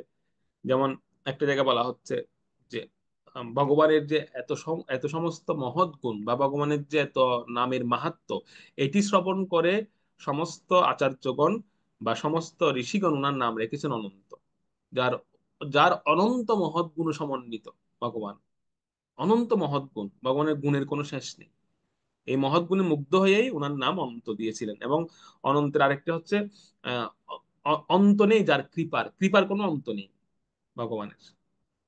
উনি অসীম কৃপাল, অসীম দয়ালু, সেজন্য ওনার নাম অনন্ত রাখা হয়েছে। এরকম অনেক অনন্ত নামের অনেক মাহাত্ম্য আছে। একটা তো বললাম অন্ত নেই কোনো ওনার। তাই কোনো কিছু আহ কোনো নিচু ব্যক্তিও যদি এই ভগবানের পবিত্র নাম গ্রহণ করেন, তবে সেও সবার সব রকমের প্রতিবন্ধকতা থেকে সে মুক্ত হয়ে যায় যদি কেউ ভগবানের পবিত্র নাম গ্রহণ করেন। অহবত সপচত গরিয়ান যৎ জিহ্বাগ্রে বর্ততে নামতিব্যম, যে সপজ ব্যক্তিও গরিয়ান বা মহিয়ান হয়ে যান যার জিহ্বার অগ্রে বর্ততে নামতিব্যম, জিহ্বার অগ্রে যার নাম কীর্তন হয় সবসময়, সে যদি সব পথ, স মানে হচ্ছে কুকুর, কুকুরের মাংসভোজী ব্যক্তিও সে গরিয়ান, মানে সে গুরু হতে পারে, সে অত্যন্ত মহান হতে পারে। দেখুন কুকুরের মাংসভোজী মানুষ মানে বুঝতে পারছেন কত নিচু, কুলদ্ভূত, সেও গরিয়ান হতে পারে। কিভাবে? ইয়ৎ জিহ্বাগ্রে বর্ততে নাম, তার জিহ্বার অগ্রে ভগবানের পবিত্র নাম কীর্তন। তো এহেন পবিত্র নাম, এত অনন্ত গুণ সম্পন্ন নাম, এটি তার কাছ থেকে উপদেশ গ্রহণ করতে হবে যার দর্শনে আমরা পবিত্র হয়েছি। যেরকম সদ্গুরুর কাছ থেকে সেই নাম যদি আমরা গ্রহণ করি, তাহলে অবশ্যই সেই নামের ক্রিয়া আমাদের উপর এমন ভাবে পড়বে যে আমাদের দেহগত ক্লেশ, মনোগত ক্লেশ, যেটি বর্তমান সময়ের সবচেয়ে বড় সমস্যা, সেটি বিদূরিত হয়ে যাবে, সেটি চলে যাবে। তাই তো অনন্ত গুণ সমৃদ্ধ ভগবানকে আমরা পেতে, আমরা আসলে আমরা এত, যদি বললাম না দুর্দৈব, দুর্দৈব এত শক্তিশালী যে আমরা সেরকম অনন্ত গুণ সমৃদ্ধ ভগবানকেও পেতে চাই না। এত গুণ শোনার পরেও আমাদের সেরকম আকর্ষণ নেই ভগবানের প্রতি। তাই আমরা কাকে পেতে চাই সেই প্রসঙ্গে শিল সুত গোস্বামীপাদ পরবর্তী শ্লোকে বলবেন, 20 নম্বর শ্লোক থেকে। তো আজকে যেহেতু আমাদের 19 পর্যন্ত ছিল, আমরা আমরা পরবর্তীতে 20 থেকে 20 নম্বর শ্লোক থেকে আমরা পরবর্তী 8টি শ্লোক অধ্যয়ন করব। ওকে, হরে কৃষ্ণ হরে কৃষ্ণ, কৃষ্ণ কৃষ্ণ হরে হরে, হরে রাম হরে রাম, রাম রাম হরে হরে। গ্রন্থরাজ শ্রীমদ্ ভাগবত মহাপুরাণ কি জয়।